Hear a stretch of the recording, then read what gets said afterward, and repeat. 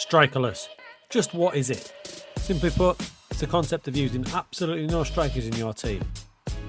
Instead, your team will look to attack and score from different avenues. The goal is to completely confuse the opposition defence, relying on movement, runs from deep and killer passes. And this is where our strikerless story begins with Real Valladolid, a club owned by a particular Brazilian legend, the legendary Ronaldo.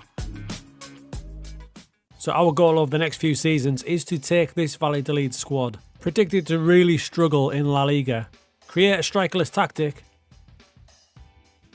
as we attempt to build the ultimate strikerless team and tactic from scratch. I think the first season is going to be a struggle because bear in mind we're using an updated database, so the squad is basically the second division squad. So for this season it's purely to get the philosophy of strikerless in and to try and survive. So this is the squad we're working with. There's not that many standouts, to be honest. They are a bunch of second division players. For example, we've got Alvaro Negredo, a great striker in his time, but he's now 38 and his physicals are lacking. And when we're looking for strikerless players, this is what I'm looking for in those front positions. So this is the first tactic we're going to use in the save. And as you can see, it looks pretty aggressive. But my thinking is we need to score as many goals as we can, win as many matches as we can. So we're going with this. So the two wide positions, we need really pacey wingers. We're fortunate with Ndee here because he's got acceleration 16, pace 16 and off the ball 14. Those three things are the three things I'm looking for from the wide men. Essentially, going to be the main goal getters. I'm looking for something slightly different. Marcus Andre here, you can see he's a striker, but that's fine because I'm going to retrain him to play as an attacking midfielder. However, what we're looking for from a shadow strikers is again acceleration, pace, off the ball, but we do need to add finishing and composure in there as well. You can see here we've got the template of strikerless, so the team instructions probably won't change that much. It looks aggressive in out of possession, but it's not as aggressive as first seems. When you go here, you can see much high defensive line, high press. However, because you haven't got a striker as such, the high press starts a bit further back. So that's why we keep it quite tight together and boxed in. The type of goals we'll be looking for is the wingers to feed these guys in here and also these guys to drop off and play killer through balls. So we need to bear that in mind when we start to recruit. For season 1 though, recruitment will be minimal. In fact, of these transfers here, only 2 are mine. The first was Cabral, who's came in on loan because we don't have much money. He's just going to play left inverted wing back. And the next one is Alejandro Gomez, a bit of a legend in the Spanish football scene. He's came in from Sevilla via Atalanta. We need more bodies to play in that attacking midfield zone. And remember that season preview of 450 to 1, so they are expecting us to get relegated. I'm just hoping that the strikerless tactic can confuse a few defenders. It won't be what they're expecting. The philosophy for this team is going to be fast counter-attacking football with killer balls, mostly coming from Monchu, who's going to be our star man, and these attacking midfielders. Monchu is our star man by a mile. I used him in past FMs. He is a little bit of class. His passing's good, his vision's good. He can play either of these positions, even up there if we need him to. He's one who's going to be sticking around. As for the rest of the squad, I would expect it to change as the seasons go and we try to build that perfect squad from scratch in relation to the level of team that we are. It would have been very easy to go with a Real Madrid, a Bayern Munich or a Man City for this story, but we've gone for Valladolid to go from scratch, create a tactic and philosophy that potentially can make them a quality top half La Liga team when we're done. First game of the season, we confused the heck out of Alaves. That's a booming start. In the next game, we played Real Madrid. It was 3-1, but if you look at Real Madrid's team, I think that is totally acceptable at this stage. Remember, we are playing with a second division team here, but this sort of goal here is what we're looking for. Pressure through the middle and attacking midfield to scoring. Some highs and some lows. This was a low, but if you look a little bit closer, you can see when Cabral got sent off after 67, we were actually only 2-1 behind. We then just capitulated. But the good news was we were beating teams around us, and this is a classic strikerless goal. The little intricate passing, Marcus Andre puts it in. Here's another great example of a strikerless goal. Escudero here is one of my inverted wing backs, 1 and 2. I've got them playing like that. They supply the midfield coverage so we can get more attacking midfielders up. Now the movement, you're going to see drop-offs and little runs and killer balls, which is what we want. There's the drop-off from Kike, killer ball, and you can see the late run from the attacking midfielders. These defenders have gone from not knowing who to mark to not marking anyone. As Marcus Andre goes through, feeds him it back, lovely. But again, when we played the big boys, it was kind of brutal. Having said all that, the first half of the season wasn't too bad. After 18 matches, we were sitting 8th, which is way above expectations. It's pretty clear what our problems are. We're scoring a decent amount, over a goal a game, but we're conceding nearly 2 a match. And that might be down to a little tactical tweak I made. I've gone for Volante in there, an advanced playmaker there. He does drop off a bit, but obviously there's big gaps there.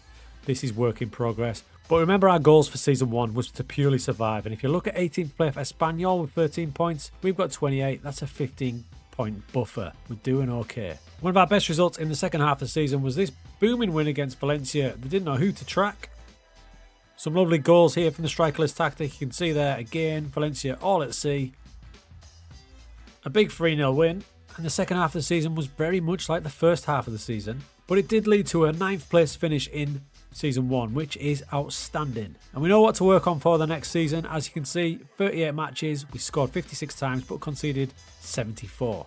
The big question now is who stays and who goes, because this is our first summer transfer window where we can start to build our squad for the perfect strikerless philosophy. Actually really happy with season 1. I'm sure Ronaldo was as well. No way did anyone expect us to finish 9th. Now looking at the team, we are going to change the tactic. That tactic was super aggressive just to make sure we got enough goals, but we did take some hide-ins as well. The team, who's safe? Monchu, absolutely safe. He's a touch of class. His value is starting to go up. Similar story for Bayomo, a centre-back, but I think I'm going to use him more in this role. He's 5'11". I think he's better suited to that role there, but as you can see, value of 24 to 27 million. I don't want to make too many changes because I want to keep this as real as we can. We're going to tweak as we go, but we definitely need more quality in the key positions, which is that front 4 or 5, depending on what tactic we go for. So after having a think, I identified positions I was looking to improve. Both fullback positions, and then probably at least one attacking midfielder stroke shadow striker. And we did good work in the transfer window, getting in 6 players. Got ourselves a new keeper who will probably be the keeper for the entirety of the story. Vutsov from Bulgaria, already capped, looks a good talent. In at left back is Roman Parot. We've actually spent money on him at 1.8 million. Eddie Salcedo, one of those players with untapped potential that can never quite get going. We're going to try and do that. He's perfect for this shadow striker role. A very similar player to Salcedo is Sebastiano Esposito, a former wonder kid who's never quite got there. We're going to try and get him over that hump. On the wing comes Palestri in from Man United, probably our biggest signing if you think of it in terms of stature, where he's came from. Acceleration and pace are great. Off the ball good. He's going to be a creative talent. I've also bought in Castrovilli. I probably shouldn't have because I'm not sure where he's going to fit in. So as season 2 begins, that's the team we're looking at. We've got ourselves a new goalkeeper. The centre-back pairing I quite like. Javi Sanchez is one from day 1 as well. He'll probably stick with us. Then the front 5, if we stick with that, looks a bit more dynamic than last season. Just before the season started, we pulled off a late move for Morton Forsby. He's going to give us a few different options. But again, the season preview has not been kind, with the media not too impressed with our recruitment, rating us at 300 to 1, expecting us to struggle. So playing it safe, I kept the same formation as last season. You can see our through balls there. Palestri's got options 1, 2, 3, 4. This is the perfect rotation, what we're looking for. These centre-backs have no idea who to mark, and the ball goes over. And there's our boy Salcedo. That was our first win of season 2, and it looked pretty impressive. However, we were inconsistent and we were struggling a bit, and I felt like we needed a change of tactic. Following another thumping by Barcelona, we did change it up. And in this game against Tenerife, we looked good. We've dropped an extra player into midfield. I'll show you it shortly, but we've got more options now. Monchu's getting higher up as well. And the killer balls are raining in. If we pause it there, look here. These defenders aren't marking anyone. They think they've got an easy day, but as you can see, players are starting to run off them. As we play this on, there's Andre, nobody marking him, and he just bursts through. The change of tactic has led to our best run of form since we started this story. And here it is. This is the version we're going with now. We've got 4 at the back, 2 volantes, one more aggressive than the other, 2 shadow strikers in Esposito and Salcedo, and then we've got 2 wingers. Now, this front 4 is the perfect sort of philosophy we're looking for, of pace, off the ball movement, and the odd killer ball. Esposito has got that in his locker. He's got flair of 15. His passing's decent. I'm hoping to rejuvenate his career. He hasn't got going yet, but Salcedo has. He's scored 5 times in 10 matches. He's starting to warm into it. His attributes are on the rise. If we can combine this Strikerless story with rebuilding these 2 boys, I'll be very happy. What this 2 Volantes does is it just makes us a bit more solid, but they're still getting forward because Volantes do. So quite often you end up with 5 up front with one of them sitting back. And I've got these 2 inverted wing backs who'll jump in there and provide the cover. So far, so good. Now, we lost to Real Madrid, but it was only 1-0, and we started beating impressive teams like Sevilla, and look at that space for Palestri. So we beat them 3-2, and that was with 10 men for over a half. It meant at the halfway point of Season 2, we were sat in 7th position, just touching Europe. Incredible. The change to this had definitely helped. We also made it all the way to the semi-finals of the Cup. Unfortunately, we drew Real Madrid in that one, and they put us to the sword. This guy is such a problem. However, the league campaign was really good. Although we lost at home to Barcelona, you can hopefully see the improvement because we're not getting smashed anymore. We went into the last match knowing that if we won, we would get into Europe next season, which is an unreal achievement this early. It was the 94th minute when we got this free kick. Super fitting that Bayoma was the man to score it. We win 4-3, and that sends Real Valladolid into 6th position and into next season's Europa League. Such an improvement this season. We scored 77, which is 2 a match, conceded 64, so still improvements to be made, but undoubtedly this formation is one to work with. So Season 2 was a great season. Not only did we qualify for Europe, finishing 6th, so we're building nicely, nice and slowly, but Salcedo and Esposito, I think we're starting to rebuild them. Salcedo ends the season with 20 goals overall and 16 in 35. He is ideal in that shadow striker pocket. And next to him, his mate Sebastiano Esposito, all 6'2" of him, 19 goals, 15 in the league. He's starting to cook as well. I feel like a proud parent with them too. But the work never stops. We've started prep for Season 3. I've left some gaps where I feel like we need to improve. Right back is constantly a problem. A Volante to go next to Monchu and possibly a new winger. We've hardly had any money. I'm hoping Ronaldo gets his hand in his pocket for us now we've qualified for the Europa League. So it was time for Season 3 and Ronaldo had done his best for us. He gave us a little bit of money. We sent 3 million out and we spent 15. So yeah, he did alright by us. So after a 6th place finish, it's time to level up. We brought in John-Philippe Mateta from Crystal Palace on a free transfer for one of those shadow striker roles. Josip Brekalo also on a free transfer. In from centre-back is Luke Wolfenden. He's a really good ball-playing defender. Another free transfer. I spent 2.4 million on Kelvin Yeboah. He can either play out wide or we can retrain him to be in the middle because he's got acceleration, pace, decent off-the-ball movement. On loan for PSV is Cher Undua. Now he's 6'3". He's going to be playing in that Volante role. He could give us a good physical presence next to Monchu. I also like the experience of Axel Witsel in on a free transfer. He's 37, but he can cover centre-back or cover Volante. And we broke our transfer record. Thank you, Ronaldo, for Dylan Bakwa. Now, he's going to play on the left wing. You can see his acceleration is 16, his pace is 15, he's off the ball 15, his flair is 17. He will be perfect out there. He's exactly what we need. All that means our team looks a little bit like this for the new season. I've moved Bayoma over to right wing back. We're going to try him in there, move Wolfenden inside. We've got Monchu and Under, and the front four looks good, doesn't it? Palestri, Bakwa, Esposito, Salcedo, and our bench is looking good. But remember, we have the added pressure this season of the Europa League, so we need these players. So I'm excited for Season 3. I've got pretty much what I'm after up front now. I've got pace, movement, off the ball, potential for killer balls from Esposito, and I like this guy next to Monchu in on loan for PSG. It's whether we can get him on permanently at the end of the season is the big ask. We've got 3 versions to work with. This is going to be the main one because it worked so well when we moved to it last season. There is still the Season 1, and then there's this version, which is another version of the 4-2-4 where we drop Monchu back to deep line playmaker and just go positive and just rein it back a bit. But for most of the season, it will be this one, trying to take advantage of this pace and power we've got in the strikerless positions. The season started fantastically well, and it's great to see our philosophy coming through. If we pause it there, you can see the setup. We've got centre-back 1 and centre-back 2, and we've got our 2 full-backs playing as central midfielders. Monchu, the slightly withdrawn Segunde, and then Cher, the more advanced one, meaning we've got 1, 2, 3, 4, 5 across the front. The defenders again don't know who to mark because we play the ball through. Look at that through ball. Salcedo's in, nobody marking him, and he is reborn. Let me take you to the game against Real Madrid, and you're about to see the perfect strikerless goal. It's a counter-attack. Bang, we win it back here. This is Bakwa. Remember him? He was the man we just signed on the left wing with all the pace and acceleration. He drives down the left-hand side. Lays it inside to Esposito. He's the man with the killer ball in that shadow striker position. He finds Cher. Great ball to Palestri. That's a wonderful counter-attack at the Bernabeu. It meant we got our most impressive result yet, drawing 1-1 away at Madrid, and we started the season unbeaten. The Europa League had gone better than we could have even imagined. We were undefeated in it and sat second in qualifying. We lost another tight match to Barcelona, At the halfway point of season 3, we're currently on our best run of the season, winning about 6 in a row. Remarkably, we're sat in 4th position. We've played a game more than Sevilla, but we're up there. I've played the whole season playing this formation. I keep switching Wolfenden and Boyomo around, trying to get the best out of them, but the front 4, set in stone. In the January transfer window, we picked up James McAtee from Man City. He was available on a free transfer. It seemed like a no-brainer. In the knockouts of the Europa League, it was a titanic tussle in 2 legs against Marseille. We went really close. Just getting knocked out 4-5 after an epic tie. However, the league campaign continued to flourish. In what was our best performance since I've taken charge, we went away to Atletico Madrid and absolutely dominated. Monchu with the winner was to keep a clean sheet and beat them at their ground.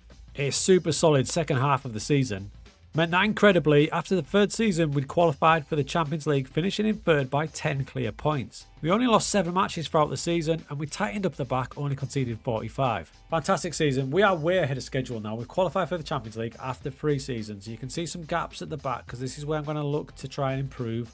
Left side and 2 centre backs. The front 4, I can't say enough about them. Bakwa was our record signing at 7 million. He's paid it back and some. He's a perfect player for this formation and style. He's got 12 assists in the league, 15 overall. Esposito continues to come back. His value is now up to 18 to 20 million. He's wanted by teams, so they can go away because we've rebuilt him. But another 20 for him, 11 in the league. And the same for Salcedo, now valued between 28 and 30 million.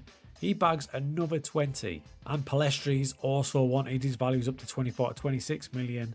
13 assists for him. So those front 4 have been fantastic. Also fantastic was a lad in on loan from PSG. We've put a bid in. It's 20 million. Not all up front, but rising up to 20. If we can get him locked down, it's going to be huge because he scored 14 times from midfield with 11 assists. He's my version of Yaya Toure. 6'3", skillful, arrives late in the box. He's a dream. So now it's time for a very important summer transfer window for season 4. I would have been happy with this to finish in 4th, but we're going to keep going. James McAtee's just joined the club in January. I'm thinking I'm going to use him as a secondary volante, believe it or not, and retrain him a bit. No tiene que ser un equipo nacional. So into season 4 we move. We are ahead of schedule. It's time for a busy transfer window to level up once more. I love Ronaldo, but he's quite tight with his wage budget, so we needed to trim the squad a bit. After 1 season, we cashed in on Mateta. He couldn't break through past Esposito and Salcedo, so we sold him to Parma for 3 million. Castrovilli went to Rennes. He just didn't fit for us. And then there was a rake of loans that we shipped out, but all of them paying us a fee. Our first big signing was Claudinho from Zenit St. Petersburg. He's a current Brazil international. I think he can play any of these roles across the front. And most importantly, we did lock that signing down of Share. He comes in for 20 million, but he's going to be worth that. We've got 2 new centre-backs in. The first one was Zeno Dabas from Sporting for 6 million. He's raw, but he'll be good. He'll be partnered by Big Dan Axel Zagadou, 5 million from Stuttgart. So as it stands, that's the way the team looks at the minute. Vutsov continues in goal. We've got the new defence. I'm still looking at a different left wing-back to provide a bit more quality here. The same midfield and the same front 4. The bench continues to build in class. Late in the transfer window, I did get myself a new left back in Abner Vinicius, in on loan from Fulham. We started rolling in the league with a 3-1 win at Mallorca, a 4-1 home win against Las Palmas. We completely opened up against Leganes. They just could not deal with us. But the highlight of the season so far, and probably this story so far, was this performance against Bilbao. They were absolutely rampant. Bilbao did not know who to mark. And when you don't know who to mark, there are gaps absolutely everywhere.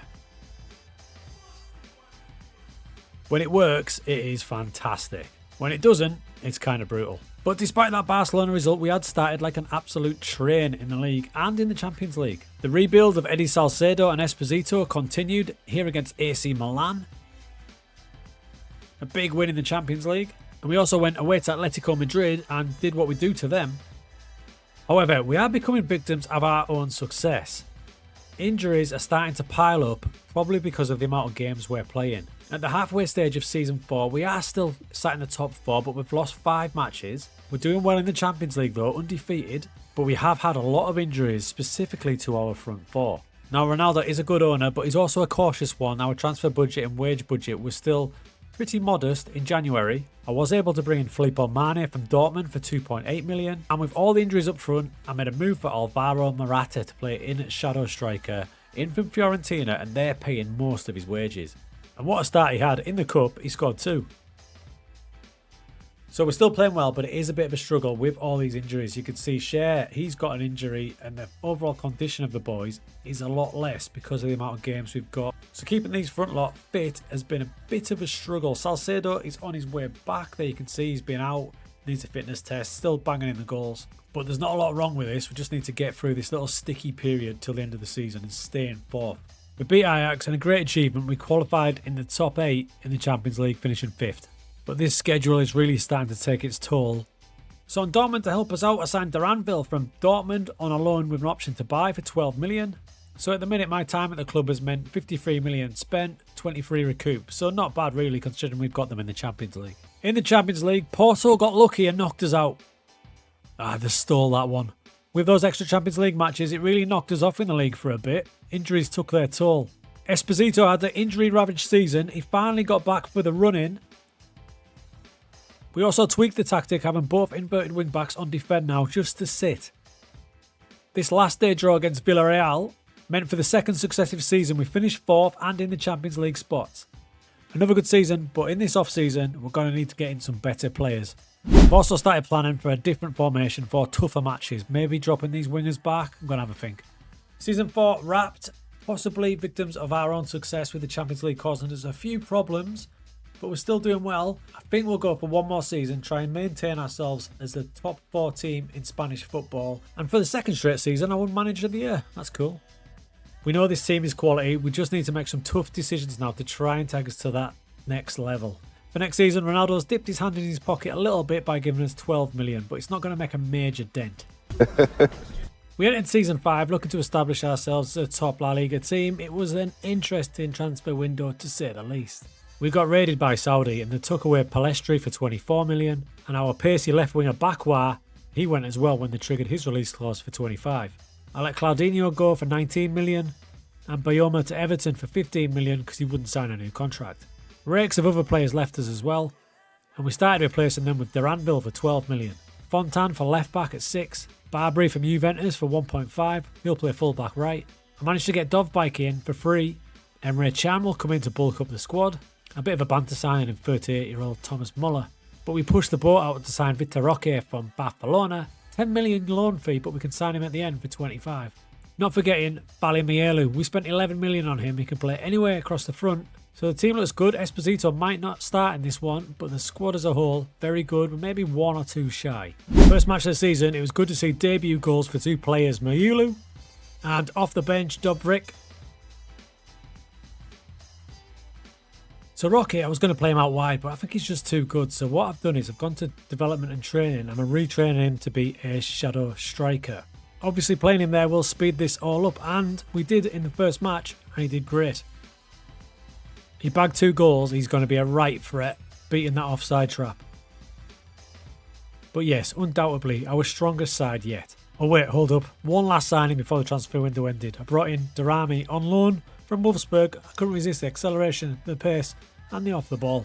We had a great start to the season, but it was time for Real Madrid away. Fear not. Salcedo playing from the right put us in the lead, and then 9 minutes to go. McAtee off the bench. Absolute seeds, come on. We beat Real Madrid away from home. I love this club. We beat Real Madrid away. How about Barcelona away? Boys are cooking. We also slipped in a cheeky 8-goal win in the Champions League. It's been a really good start to the season, and we're sitting 3rd in the league table. Champions League we're doing alright, but I've definitely prioritised the league this time, but we have only lost once in the Champions League, a bit of a batter into Benfica. It was all going so well, then Saudi came in and triggered Dovbik's release clause, so he's gone after half a season. It now means we brought in 56 million, only spending 34, but we might need to replace him. We'd started to cook in the Champions League, and Salcedo is without doubt our top boy. Big win away at Stamford Bridge to add to Real Madrid and Barcelona. Champions League knockouts, we drew Barcelona. We lost the first leg 1-0. Drama in the second leg though. We took the lead in the 20th minute. And then, in injury time, you won't believe who scores the winner. Barca's own Vitor Roque, meaning we knocked Barcelona out. We also ended up doing the double over league leaders Real Madrid. With not too long left in the season, we've actually got a slim outside chance of challenging. And despite all the players that have come and gone, some things stay the same. Salcedo, Esposito, those two up front. After a great effort in the quarterfinals against AC Milan, we just couldn't get the job done, but a good effort nonetheless. And back to the league, if Eddie can stay fit, we've got a chance of a record finish here, because the second half of the season has been fantastic. With 4 games to go, we are sat in 3rd position, trying to get to 2nd. Alas, the season is over and we just fell short in our mission to get 3rd. We finished 4th, so that's 3 successive 4th place finishes. I think that establishes Valladolid, the strikerless Valladolid, as one of the top teams in Spain now.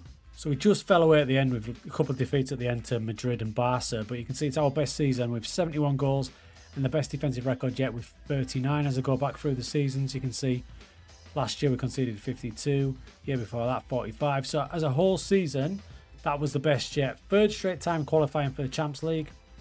And this time we got to the quarterfinals of that. We got knocked out of the quarterfinals by Valencia. Get this. So we were winning. It's the 90th minute and watch. The goalkeeper scores a header to equalise and they beat us in extra time. But overall, really proud of how we've got the philosophy of Strikerless into Real Valladolid. And despite all the transfers, Salcedo and Esposito have been there since the 2nd season. And still there is Monchu, started 19 matches. He's on his way to Saudi at the end of the season, but he stayed throughout, as did Xavi Sanchez, the centre-back. But overall, we've built our perfect strikerless team and squad for a team of the level of Real Valladolid. I would like to think Ronaldo would be pretty happy with that result. The button that hardly anybody presses when playing Football Manager.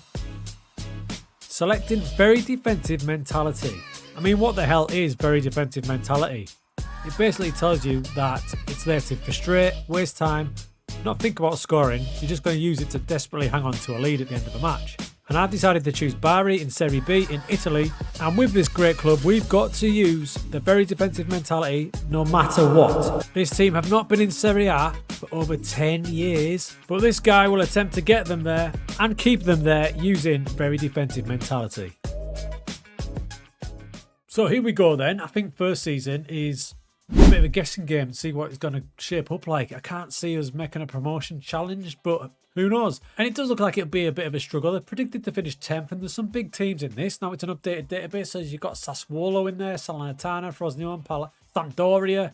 Yeah, this will be tricky. We really don't have any standouts either. If you look at the key player for the club, it says it's Francesco Vaccari here, a centre-back. He's valued 650 to 1.4. It's the sort of level we're working at. So we've got very defensive mentality set in. It's our job to get a tactic to somehow work with that or work against it. Yes, I did say work against it. Here's what I mean. Just because we have very defensive mentality set, yeah, doesn't mean that these team instructions and the players have to be defensive. It doesn't automatically mean we have to do this and have everyone back and just play into it. Why not go the opposite way? Instead of going all out defensive, go attacking, and then that might level off the mentality.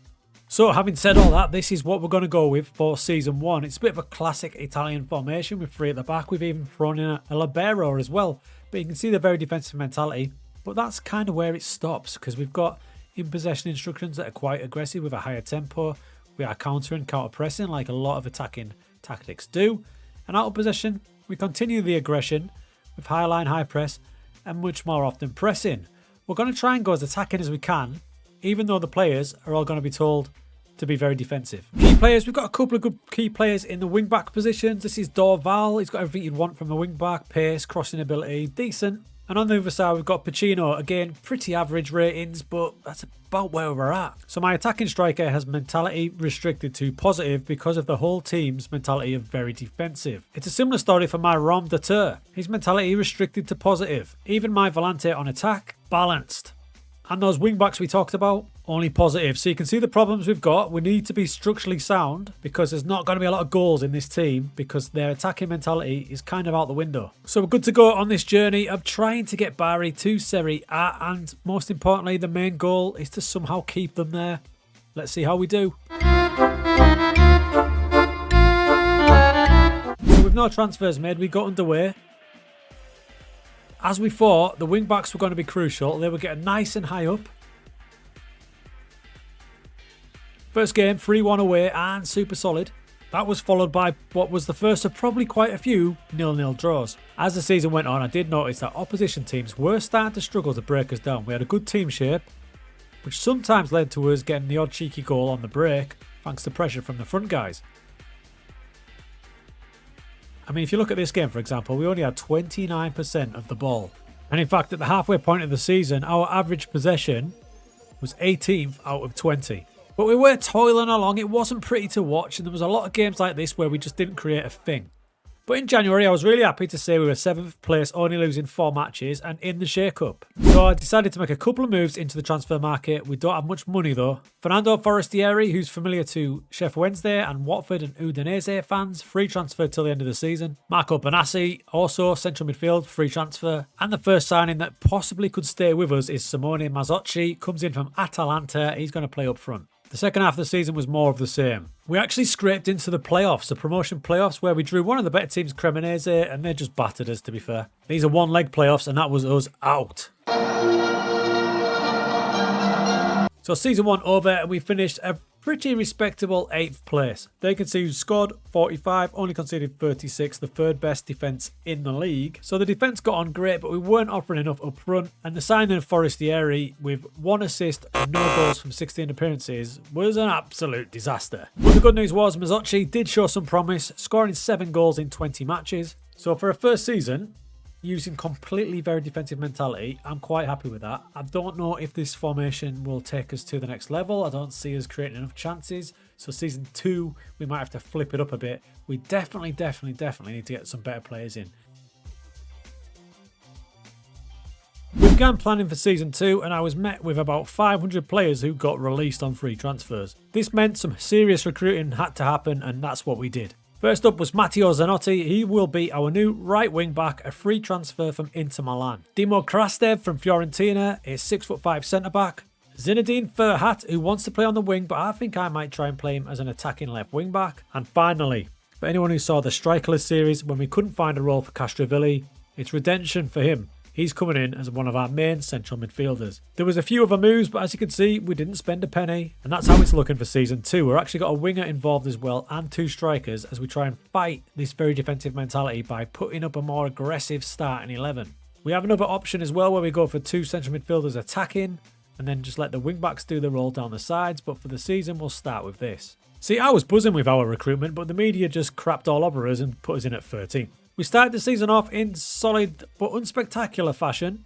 I'm again wondering if the tactic is attacking enough to offset the mentality. We're getting some good results, but at the same time we're losing games that we probably should win and we're not creating enough. It's a constant battle with the team mentality, as you can see in chances created. We're down there in 12th. Having said that, at the halfway point of the season we were sat in 7th in those playoff positions and we'd only lost the 5 matches. So we had to play around the tactics. I wanted to get the best out of a certain man in midfield, and there he was. In this formation, the wing-backs are absolutely vital and we have to keep them on attacking to fight against that team mentality. Castrovilli having a stormer. Second half of the season was consistent again, as we finished 6th this time, back into those playoffs, but we fell at the semi-final stage to Salernitana and we got pretty battered as well. I think we need a rethink for season number 3. So we had a few more tweaks as we went on, but it was a lot more solid, and you can see the team actually as a whole performed well. I'm pretty confident if we were able to change that mentality, we would have probably got promoted. But we do need a bit of a rethink. The team mentality definitely holds the players back. If you look at the average rating, we finished 6th in the league and only 1 player's got over 7. And Mazzocchi definitely the golden boy with 20 goals, despite the very defensive mentality. So 2 seasons in, I think we're going to try something a bit drastic in season 3, and it's all to do with that team mentality. Season 3 is going to see us work with the defensive mentality rather than against it. So in possession, we're going to go narrow, and that's about it. Now in transition, we're going to drop the counter press and just go counter. And the big change here, we're going to hit a low defensive line with a mid block as well. Having said that, I do think that formation won't work because everyone's going to be back. So I need bodies up the pitch. So hold on to your hats for season 3 because the formation's going to be wild. Again, a heap of players left us, so we had to replace them. First through the door was Mustafa, a forward on a free transfer from Como. I like his acceleration, his pace, he's decent at finishing, but it will be a handful. I've also signed the most aggressive football player in Football Manager. This is Klaus Gajula. We did get a bit of class in Gerard Delafeu. He's cost us the most in wages at 14k, but he's needed for this new formation. Absolute key signing was Matija Popovic, on loan from Napoli. At the midway point of the season, things were going well, and watch this cross from Barisic. You can see the amount of players we've got in the box, despite all those kind of negative team instructions. Once we'd settled into the shape and the instructions, we were starting to cook a little bit. Halfway point, we're sitting third in the league, only 4 points off top placed Como. And I told you we were going to have to add lots of players up front, and that's what we've done.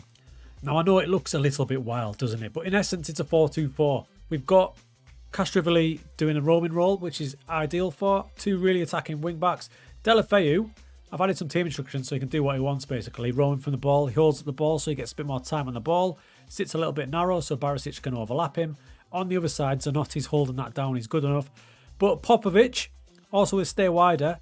When it's in match, you'll find that he does just drop into there. So it's in essence, it's a kind of 4-2-4 if you like. But it's working really well and they're starting to get into it now. And getting into it was an understatement as they continue to roll on. This formation was getting the best out of the players and Castrovilli, our boy, was enjoying himself. A booming campaign, and despite being very defensive and with those defensive team instructions, we finished as top scorers in the league on 77 goals. So we might have the right mix here of a really attacking setup mixed in with the very defensive mentality and the counter-attack team instructions. So the yin and yang approach of an attacking setup with a defensive mentality and team instructions has got us promoted back to Serie A. Serie A will be a huge step up for this squad, and I don't think it's good enough to survive. At the minute, the board have suggested a 1 million transfer budget and a pathetic wage budget. I'm hoping that goes up by the time we kick off the new season. So we're ready for the big pre-season transfer window. We need a new defensive midfielder to play along Castrovilli, and we need a third striker because Napoli wouldn't let us have Popovic back. The only problem was that the Bari board would not give us anything. Transfer budget of 320k and no wage budget. I mean, we've got them back into Serie A for the first time in like 15 years, and that's what they give us. And do you know what? They didn't change it. They stuck to their guns, and I was only able to spend £425,000 on players. My squad was tiny. The type of player I was able to bring in was 34-year-old journeyman lower league striker Stefano Maria and free transfer left wing back Gianluca Gishara, who's probably the best player we've brought in. I am staggered. This is the most challenging pre-season I've ever had. I've now got Krastev, who's a centre-back, having to play alongside Castrovilli. This is a worse squad than what I had last season. We started the season with a great 2-2 draw at Lazio, but then, friends, it went a little bit tits up. We got battered by Inter, Roma and Torino, meaning after 4 matches we had 1 point and we conceded 15 goals. The batterings continues as we lost match after match. And then in November, we finally got our first victory thanks to our wonder left back. A journeyman left back we brought in on a free transfer now has 10 assists in his 21 matches. He's been an absolute dream. In January, the board finally decided to give us some money, so we made some moves. We changed up to a 4-2-4. In the second half of the season, we weren't convincing, but we did manage to scrap together some wins. That one was huge against Lazio, and I'll show you why. Because with 2 games to go, we were 18th and we were just behind Como. We were so close to surviving. The last day of the season, we had a game against Cagliari. If we won it, we could stay up. 35 minutes, it was heartbreakers. They got a penalty. But the big dog Pesado in goal saves us. Then it was late in the match. 83 minutes gone, ball over the top. Mustafa was in. Oh, you are kidding me.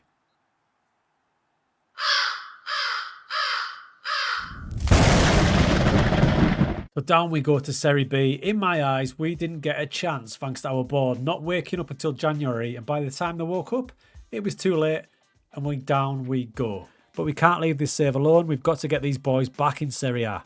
The good news was we had some pre-arranged transfers. These poor suckers thought we were staying in Serie A and they've agreed to join us. The standout being Arte Vermeeren, who's coming from Atletico Madrid, no less. As far as next season goes, we probably will drop back to the tactic that got us promoted in the first place. I'm going to try and recruit players that are good enough for Serie A, just in case the board do what they did last time when we got promoted. Another big transfer window began. Out went 1.2 million and in came 1.3 million. We pulled out a fantastic free transfer in Mohamed Alcho. I spent 250,000 on Borton Balo for centre-back. Mustafa Cisse on a free from Atalanta, a pacey striker. Afonso Moreira came in from AC Milan. He can play either wing. What a talent he looks. He's an upgrade. This is the new tactic for Season 5. Very much influenced by our Season 3 promotion tactic. We have Moreira dropping back as an inverted winger this time. a pressing forward instead of a complete forward. And the central midfield too is a little bit different. We've got Vermeeren to play deep line playmaker, and I'm going to ask Castrovilli to get a bit further forward as a volante. I'm also not going to play as defensive. We're going to go for it in team instruction wise and try to counter that defensive mentality. I want to dominate this league this time. Early signs were this was the right approach. We've got some decent players here, especially up front, so it makes sense to try and attack despite that mentality. In a potential tough game against Parma away, we just completely opened up. We wanted to dominate this season, and we'd started the season that way. At the halfway point, we sat top of the league, so the attacking setup and the attacking team instructions were fighting hard against the mentality. Our boy Castrovilli had had a storming season, probably his best for us yet. He was a big part of our success, as was the wide striker. That's Mustafa there, playing as the widest of the strikers. You can see how wide he plays, basically like a really attacking winger. He combines here with Castrovilli for super sub Cisse. I knew he'd be a great signing. He scored 14 times with only 13 starts. The second half of the season was absolutely exceptional. With a game to go, we're on the brink of being champions. Our opponents on the final day were Venezia. Mazzocchi was there. Meant we bounced back to Serie A as champions.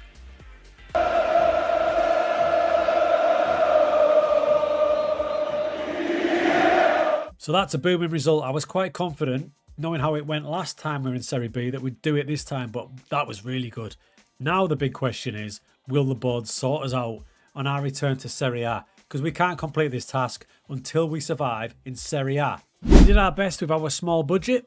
Concentrating on experience as backup, we got Tagliafico for left back, Lazaro as backup right back, Gagliardini as central midfield. The only money we spent was on centre back Saba Sazonov for 1.2 million, and we got ourselves a really good new goalkeeper in Timothy Fayulu, a free transfer from Swiss football. This is a much better squad than what we had last time when we got to Serie A. However, it looked like being another difficult battle with odds of 900 to 1. So bravely, or maybe stupidly, we're going to stick with the formation of 3 up front, but we're going to play with the team instructions. We might stick with the defensive version and go on the counter, or drop into something like this, a 4-2-3-1, which might make us a bit more solid, but still with a good attacking threat. We'll probably mix them up and have a look, see how it goes. Back in Serie A, it was rough. We were winless all the way till October. But then we finally ground out our first victory against Torino, and you can see how uninspiring the matches are. There's hardly any chances going on in these. Our best win came against Salernitana, but to be fair, we'd only been badly beaten once, and that was at the hands of Lazio. Thankfully, our striker Mohamed Ali Cho was doing the business, and he netted 13 goals in Serie A for us. The second half of the season was so solid. We grabbed draws against AC Milan, an away victory at Lazio, and on the final day of the season, we really opened up. Maybe it was because they were feeling a bit more free, but this was the best performance of the season. But it had been building, we'd been looking good. A landmark victory for us as we beat Fiorentina away from home 5-0. Most of the season we did use the 4-2-3-1, which helped us finish 5th in clean sheets with a whopping 15. And we've done it. We've managed to keep Bari in the Serie A, finishing 14th, comfortably 10 points clear of relegation. More impressively was we only conceded 39 goals all season, one of the best defences in the league. We only scored 36, but when you're playing very defensive mentality, that was the key. Yes, massively proud of what we've built here. We've managed to get them back in Serie A and staying in Serie A, and they are now settled. I do not wish to play another season playing only very defensive again for the rest of my Football Manager career though. Because we all like to create chances for our teams and be a little bit attacking, don't we? But we were down in 16th. It was like pulling teeth at times, but we got the job done. And that's the way we finished with the 4-2-3-1. It was the Stingsy flick tactic, but I just backed it off a bit with very defensive and dropped the defensive line down a bit. And it did the job. And our boy Castrovilli, he got a bad injury halfway through the season, but he came back, he scored 3 times, vital cog in the team captain. Ironically enough, we are leaving the club now, but they have managed to give the next manager 12 million budget, so they'll be okay going forward, I think. So that is the very defensive mentality story over with Bari. It just shows you can use it, you've just got to mess with it sometimes. There was a video not long ago that got a lot of people's attention. This one here, where we managed to create the perfect attacking link-up. So this right here is the greatest attacking link-up story. So can we build the greatest attacking link-up squad from scratch and offset the huge holes the tactic will cause in the defence? We are likely going to have to outscore the opposition because there is going to be gaps all over this place. And our attacking story will take place at Ligue 2 Saint-Caen. This is said as Caen. Wycombe. The team that Kylian Mbappe has become the majority owner of. So our goal over the next few seasons is to take this squad, somehow, somewhere, find the perfect link-up attacking system using the front five, get them out of League 2 and into League 1 as we attempt to make the greatest attacking link-up from scratch. The most important thing is you have to dream. Well, welcome to Caen. I'm saying Caen, I think that's right. Caen, whichever way you like it. This is Mbappe's new team. He's had no influence in this squad, however, and there's not a lot of money. Now, this team have been out of League 1 for quite a while. If I have a look at the history summary, we can see the last time they were in it, I think, was 2019. Yes, and they got relegated in 19th. So this is our base squad. As we go through the seasons and build the quality of the team, we should be able to attract better players to nail that perfect attacking force, that front five for the perfect link-up. You can see a very early rough setup there. This is all based on that libero tactic that went quite viral over on YouTube. If I load it in, you can see it there. It was called Go to Sleep. It was not only mental as in up front with the front five, but it also had a double libero, wing backs with a half back. It was so attacking. There's no way you can get constant success with it though, especially against better teams. So for us, we've got to use that front five template, try and make a tactic that will gain success and offset the huge holes in defence that it's obviously going to bring. So in we go with season 1. I have bulked the squad up a little bit to help us on our journey. Free transfers only. Rochia comes in as a left back. Another free transfer was Jean-Philippe Gabamin, formerly of Everton. He's got the all-important role in defensive midfield. How about this signing? Gervinho, 37 years old. He's still got really good physicals for his age. He's going to be one of our front five. I'm not sure where yet. And welcome to our first attempt at the tactic. And there you see it. We've got a front five with 2 attacking midfielders, 2 advanced forwards, with a target forward as the guy that's going to try and link it all up. The defensive midfielders got a lot of work to do, and supplying the bullets will be 2 fullbacks on attack. It's attacking, but it was always going to be. So we've taken that libero one and I've tried to make it more solid. We've got to score goals because we're going to concede a lot as well. Surprisingly though, pre-season friendlies, it was pretty solid stuff. No big crazy scorelines there. Successful overall on a little tour of Belgium and France. Now to make this tactic work, we're going to ask a lot of our defensive midfielder. For it, we need a guy who's got good positioning, concentration, a good all-round central defensive midfielder. That's why I made the move for Gabon in. For this level, he's pretty good. He's got positioning and concentration, which could be a little bit bigger, but he's marking, he's tackling, his aggression. He's a good, solid defensive midfielder. Higher up the park, the movement's going to come for mostly our attacking midfielders. We're going to ask them to be a little bit wider as well, so they're going to be like false wingers, if that makes sense. You can see by the player instructions that I've slotted on Gervinho, for example, take more risks, dribble more, so he's going to be creative, moving into the channels. But also, we've got him marking specific position, and that will be the fullback on that side. So he's on the right, he'll be marking the left fullback just to help cover. The reason I signed Gervinho is because he can play as a winger. You can see playing out wide. He's got the ability to drift out wide, to cross in, the dribbling. These are key attributes when he's going to play in the middle, but be like a false winger. We've kind of created a new player role, if you like. If we are not in the same spirit, we cannot win important things. Team instruction wise, we've kept it pretty basic down here. Not too many in possession because we do have quite a lot of player instructions on each player. So they're going to override them anyway. We have got a high defensive line just because I want to keep these players all together. If we sit back too deep, I just think the gaps are going to be really exposed. So we risk the ball over the top, but that's okay. So we've got our first tactic set. We're ready for the first season. Let's get into it. Into the season we went and we started off really well. 2 goals from 2 of the strikers. That was Basset and Mendy. These 2 are going to be with us for a while, I think. Mendy's a veteran. He's been with Caen for quite a while, but he's going to be a goal threat. And he's already scored 7 times in 5 matches. At the other end of the experience scale is big Norman Basset. He's Belgian. He's already scored 3 in 5, and you can see his attributes are starting to shoot. After our first 5 games, the signs were good. Gervinho was getting involved, as was the other attacking midfielder, Brahimi. 5 matches undefeated so far. Early signs were good in the way we were playing. The centre-back leaves it there. That's one of our wide forwards. You can see how wide he gets, so he fills the gap where we don't have a winger, which is crucial. He's about to be backed up by the full-back as well. You can see him, number 4. But our advanced forward's doing the work for us here. Little through ball. There's the defensive midfielder. The links-up are superb. Patient football. It's not full throttle. It's looking good. These average positions will show you why we cause teams such a problem. When we've got the ball, the wing backs are getting so high up. We have got the 5 up front, absolutely overloading. When we lose the ball, we do get back into some sort of shape. We really are asking the wing backs to do a ton of work, and the number 25, the defensive midfielder. Overall position looks a bit like that. So having seen it in action, the first half of the season was pretty spectacular for us. On the 16th of January, we sat top of the table, having only lost the 3 matches. Oh, we are really happy. And after 21 games, we have scored 61, so we're nearly rocking at 3 a match. So we're going really well. We don't yet have that attacking link-up we're searching for, but these are mostly the base players we started with, so we've got plenty of time. The second half of the season was absolutely fantastic. In fact, we didn't lose another league match. We finished top of the league by 9 clear points. We banged in 108 goals, conceding 55. I'm more than happy with that. And we'd achieved the perfect attacking link-up with those players that we used. Wonderful. Mendy's already a club legend, and he banged in 30 goals this season and 38 overall. Norman looks good, 18 goals for him.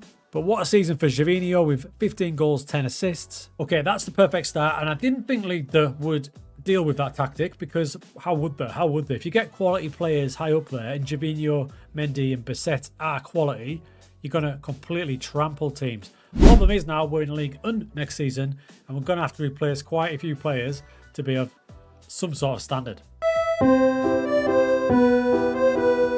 So it's time for Season 2 planning, and as you can see, I've identified the key positions I think we're going to need a bit of a change in. 2 centre-backs and definitely that link-up striker. The rest of the guys will be okay, but I'm going to have an eye on replacing them if we need to. And we're definitely going to need some good recruitment, because as you can see, we are not fancied at all. In fact, we are rated at 450 to 1 and favourites to get relegated. Oh, by the way, a word on the media Dream 11, which is literally PSG. No. So we needed a big transfer window, and to be fair to Mr. Mbappe, he did give us a little bit of money. First signing for 2 million was Brazilian Matheus Eno. He's going to be an option in that attacking midfield slot, 27 years old, looks good, and for 2 million, bit of a snip. Experienced Bakayoko for central midfield will be an upgrade, I think, in that defensive midfield slot, formerly of Milan, Napoli, Monaco, Chelsea. 6'5", only 22. What a really good player he looks. He'll be partnered by Wycombe for Metz. He cost me 600,000. I also spent 2 million on Mateus Pereira from Eibar. Bit of a streets baller that we've took a punt on. Free transfer was João Pedro. For a forward link-up player, he looks really good. Released by Fenerbahce, he had his best years in Serie A. I'm hoping we can get a good season out of him. Andre Philip Coffey. Now this guy is one for the future. We brought him in from non-league football. He only cost me 600,000. So my squad might not be league quality, but it's definitely bigger, and that's going to help. Starting 11 will probably look a bit like that with Bakayoko, João Pedro and Martinho coming in. Now we had a tough start to the season, including this away game at Monaco, but look how quickly we hit them on the break. At half-time we were completely shocking them and led 4-2. However, they came roaring back at us and proved just a little bit too much. We lost an absolute thriller, 5-4. We have made our introduction to League One though. Our first meeting with PSG didn't go great, but we did put up a bit of a fight, losing 5-2. However, we definitely surprised a lot of teams, including mighty Marseille. We smashed them 4-1 with Big Norm and Mendy scoring 2 each. In fact, there was a host of teams we scored loads against, including a classic 6-4 away win against Lille. This was the team we went for most of the season, and we'd got that perfect attacking link up with our new look front 5. It was going really well, and then we got hit with some bad injuries. Mendy was missing for a chunk of games, and goalkeeper Mandrea broke his leg and was out for months. This led to a bit of a sticky patch where we lost a ton of matches in a row out of nowhere. Despite that though, into February, we were shockingly sat in 4th position in our debut season. You have to dream. So season 2 is over, and undoubtedly the stars of the show was our beautiful front 5. That shocking run did extend, however, all the way through till the end of March. But we finally broke that run with a bang, smashing Lille 4-0. And that helped us finish off the season with 6 wins out of 7, which led to us finishing 5th and qualifying for next season's Conference League. Way ahead of schedule. We finished 5th. Hilariously, we only drew 2 matches the entire season. We were nuts to watch. We won 17, lost 15, scored 89, conceded 77. Thank the Lord for the front 5, that's all I'm saying. Into season 3's planning stage, we've got to keep the formation, we've got to finish in 5th, but again I need a couple of new centre-backs. That's because FC Metz triggered Billy's release clause. He left us for 3.8 million. But I did get myself a new exciting left wing back in Lucas Perez on a free transfer. Check out that crossing, dribbling, and acceleration. He's going to be a really good left wing back. Despite our great performance last season, the media hate us again, putting us bottom again at 400 to 1. So we went recruiting and I spent a modest 4.1 million. Biggest signing was undoubtedly Andrea Bellotti on a free transfer. Another free transfer was Youssef Demir. Can we actually get the potential unlocked with him? More free transfers, Pak Sang-ho from Birmingham. Going to provide competition for that defensive midfield spot. In the lower leagues in England, centre-back Ronnie Edwards on a free transfer. And I spent 3.5 million, the most I've spent yet, on Abdullah Ndi. He's going to be centre-back. He looks a great prospect. And the wing-backs are so important, so we got Hugo Sique in on loan from Marseille with a view to a permanent. Crossing, acceleration, pace, he looks fantastic. There was a clutch of other signings to bulk out the squad, meaning we're all set for our second season in Ligue 1. And we needed a bigger squad this time, because remember, we qualified for Europe. And we started fantastically in that, and Norman is turned into a right baller. He started the season well and he's already valued at 15 to 17 million. Let's keep an eye on him. However, there were early signs that the extra European competition might cause us a bit of a problem in the league. After 4 games, it was just like last season. We'd won 2 and lost 2. It was New Year's Eve, and when Bellotti was on the pitch, he was class. He was just getting injured all the time. To my surprise, European teams could not deal with us in the Conference League. We won 6 out of 6. Including this ever so quiet game against Wolves where it ended 6-4. Our boy Mendy's still doing the business. So with those added European fixtures, the league form was a bit up and down. I'd also noticed our promising striker Big Norman kept getting offside, so I went to his movement training and got him to start learning how to beat the offside trap. That's only going to help him. To be fair to him, he was doing the business constantly in Europe as well. A hat-trick there against Sarajevo, but then they turned it around and beat us on penalties, and for the love of God, please look at those match stats. I'm still not over it. 36 shots we had. They had 4 and scored 3 of them. Knocked us out on penalties. So with those added games in Europe, we were just a bit inconsistent in the league. Sometimes brilliant like against Lens there, sometimes terrible. We got a good free transfer in halfway through the season in Amin Harit. He used to be at Marseille. But perhaps slightly disappointingly, we finished 8th this season, and that was despite conceding 20 goals less than last year, so at least we're getting a bit more solid. But we've definitely done our goal. We are now an established Ligue 1 side. We finished top 10 twice, and just how far can we take them? We possibly brought too many players in this season. We only spent 4.4 million, but we brought a truckload in on free transfers, and maybe that just messed with the team a bit. Having said that, the front 5, the chemistry is absolutely perfect, just like we want it. So there is something to work with. We just need to get a little bit better. You'll notice Kofi came into the side in the drop-off striker role, and he was fantastic. He scored 9 goals in Ligue 1, 14 overall, and he replaces Bellotti. When Bellotti played, he was class, but he just had too many injuries. He missed 6 months of the season through various problems. So combined with his wages, I think this summer we'll cash in on Bellotti. But there really isn't a lot wrong with this team. You can see we've got plus 44 chances in our favour against teams. If we can stop conceding quite as many, we could do something special, because we've definitely got that perfect link-up rocking. So the plan for Season 4's recruitment was quality over quantity. And we smashed it out of the park first off, getting Emmanuel Kenny Omega for 4.7 million to play up front. A 6'5" striker who's pretty much got it all, that is a snip. Mendy had another good season with 16, but he's 33 now, so he's going to be more of an impact player next season. Another massive signing in. And on a free transfer, it's Savio. He wants to be a winger, but he's the perfect false winger for us. We'll retrade him. What a signing. We also signed Han Noah Masengo. He's going to compete for that defensive midfield slot. I like him. We actually had a really good transfer window, and we brought in 10.5 million. Bellotti went to Celtic. And after 1 season, Pak Sang-ho went to Burnley.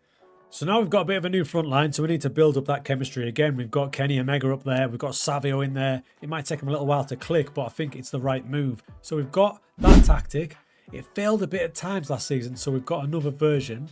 It's a bit of a risk. We're going to go for inverted wing backs to come into the middle. All of the goals we concede, you won't be surprised to know, are from through balls, just taking advantage of all the gaps. So I'm thinking that we use these inverted wing backs to jump into these gaps here to help out our defensive midfielder. We might run with that this season. These are trying times, so to help me out, I appointed my new assistant manager, Sergio Ramos. So we had some new players, a new version of the tactic. We were excited, but unfortunately, Monaco hadn't read the script and absolutely ripped us apart. Hurt. That hurt. But we didn't panic. In our next game was PSG. What a hard start this is to the season. But Savio scored his first goal for the club. We scored the winner through another new signing, Omega. We blooming beat PSG. Thank you. Good night. That was a great response to that opening day defeat, and the first half of the season was pretty good. Midpoint, we sat 6th in the league. It's a bit of a conundrum because the two inverted wing-backs are helping, but they're not supplying as many assists as normal. For example, left wing-back Perez only has 2 assists this season. But we stuck with it, and there were some definite high points, and Savio had a great first season. 10 goals, 14 assists. We'd retrained him to be an attacking midfielder, he's now a natural. And yet again, we've got that perfect attacking link-up. I really like that front five. Really good season, we just fell away really badly at the end, losing 5 out of 7. But successful, we finished 6th, qualified for the Europa League this time. We're definitely an established top 10 club in France now. We've got that perfect attacking link-up. I'm wondering how we can possibly improve it for a club our level. I'm still not totally happy with the tactic. I don't think this is the way to go. I've even tried a full-back one side, inverted wing-back the other. I don't know what to do. Going into season 5, an easy place to improve was centre-back, and I signed Ute here, who's a 6'5" centre-half from Le Havre. He cost me 3.3 million. I wanted striker cover, and I picked up Sebastian Haller, 34 years old, he'll be perfect. I see him playing on the bench because I really don't need to improve this strike force, look at it. And it's a good job as well because we were subject of a takeover, which sounds great, but they actually cut my transfer budget to a pathetic 1 million. And as usual, the media weren't impressed with our squad, just ranking us 11th this time, despite us qualifying for the Europa League last season. Going into season 5, we changed the tactic a little bit, just a little bit. We changed the attacking midfielders to support, and I'd removed the marking specific position. I'd also changed the fullbacks to wing-backs, possibly our most aggressive move yet, and the defensive midfielder, gonna experiment with him being a ball-winning midfielder to try and stop these through balls. I took one more risk with a free transfer of Calvin Phillips to provide defensive midfield competition at 32. Come on Calvin, you can do it. This looked to be the season where things were really clicking. We are well on our way to having that perfect attacking strike force we strive for, because Ligue 1, most of the teams just can't deal with it. This game against one of the better teams in Lille, we just ran them absolutely ragged. The idea behind having these false wingers is completely working. Savio electric. Our best victory yet, including being undefeated in the Europa League. We sat 3rd in the league table, only losing the 2 matches, one of which was away at PSG. You're always going to concede goals with a tactic like that, but at least we're keeping it a bit more calm. And you might notice we've gone back to what we do best. This is the first tactic we used all the way back in Ligue 2. I thought, sod it, let's use this one, and it's worked so well. However, with success comes problems, and we don't have the biggest squad in the world. And the transfer budget they've gave us is completely pathetic, and the wage budget is busted. We were playing so well, I had high hopes for the French Cup, but then Calvin Phillips took the worst penalty of all time, and we lost to a 2nd division team. We were absolutely flying in the Europa League, and we went 2-0 up in the second leg against Benfica. But we got complacent, Benfica came right back at us, and in the 90th minute they scored a winner. So within days we were out of the Europe and the French Cup. Thankfully, Ligue 1 form was fantastic, and in one of his farewell appearances for the club legend Mendy scored the winner against PSG. And that was with 10 men as well. What a boy. We round out the season as the best of the rest in France. Only PSG finished above us. We scored 106 goals for the best in the league and conceded 53. Going back to the original tactic was the key, and even Youssef Demir, his career seems revitalised. He played a good chunk of the matches, ended with 11 goals and 7 assists. And Mega with 30 league goals, 37 overall, he's going to be a wanted man. We've made Kofi into a true great striker. And Big Norman continues to plunder the goals in. And don't forget Savio, our wonderful fake winger. 11 goals, 14 assists in his 2nd season with us. You see, I think we've achieved our goals now. I think that's as good as we're going to get. But I can't help thinking I want one more go at it to try and win a trophy with them. We're going into season 6. And after that penalty miss, we're going to have to sell Calvin. So we're now the 2nd best team in France, but the media don't think so, they think we're 9th. And now considering we're in the Champions League this season, the board are going to give us a good budget, right? Nope. To try and get some funds together, I sold a load of fringe players, but it was mostly free transfers all the way. We've got ourselves a new striker in Fortus Ioannidis. He's came in from Udinese. Brand new goalkeeper. I thought we needed to improve that position. Zion Suzuki comes in from Belgian football on a free transfer. Another free transfer is Stefan Bajcetic from Liverpool, central midfielder. We're moving up a level here. I've also rated Bayern Munich's 2nd team for Bence Dardai. I think he could be a quality player in that attacking midfield slot. But our total outlay is 0. It means the Season 6 team looks a bit like this. We've got a gaping gap at centre-back because our player got tempted by Saudi. There he is, and he's gone to end his career over there. He left on a free transfer. So this will be our last score date. We've got a really good team now. We need to cement our position as the best of the rest in France. And the Champions League's to come. Maybe a cheeky cup run. Let's go. I mean, does this count as a trophy? We start the season by winning the Trophée des Champions against PSG. We took it down on penalties and gained our first trophy. We started the season with a bang with loads of big wins, but I did expect as the Champions League got going, things would catch up with us a bit. Throughout this story, we've never really nailed down the centre-backs. We've brought in more reinforcements. I went down to Ligue 2, which is probably our level with our finances, and signed Ismail Decore. He's not the most physically imposing centre-back, but he looks a decent prospect. And with all the games coming in, I bulked up the attacking options with Ademola Lookman from Man City for 3 million. Halfway it looks good, we're sitting second in the league, and more importantly, we're just above PSG.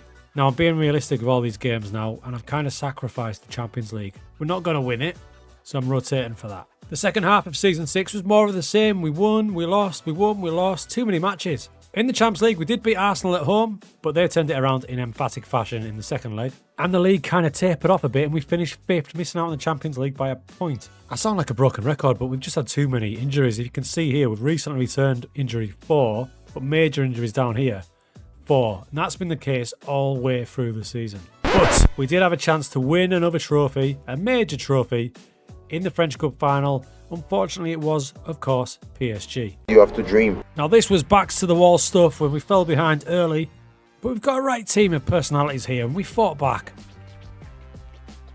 And in extra time, we even took the lead. But pretty much straight away, PSG responded.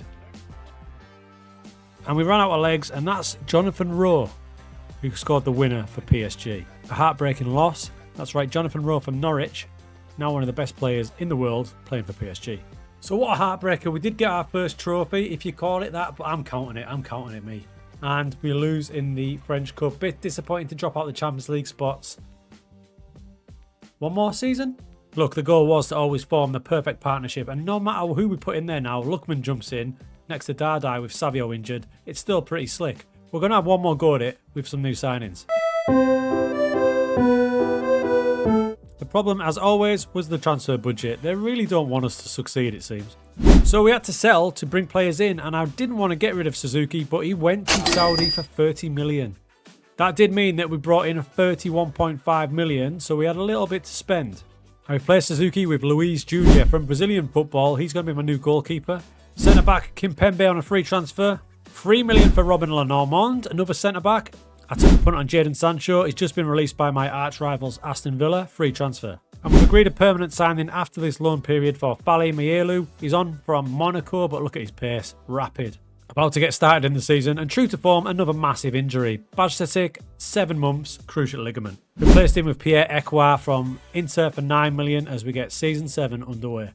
This was the season where we just unleashed going forward, goals going in everywhere. We had that perfect combination up front, apart from when young Jadon played, and true to form, he was a bit of an outcast. Halfway point in the season, we're second, only 2 behind PSG. Savio is lighting it up this season with 16 goals, 14 assists. That's 30 goal contributions in 28 matches. His value is now through the roof. Now, this was our most prolific season yet in terms of goal scoring.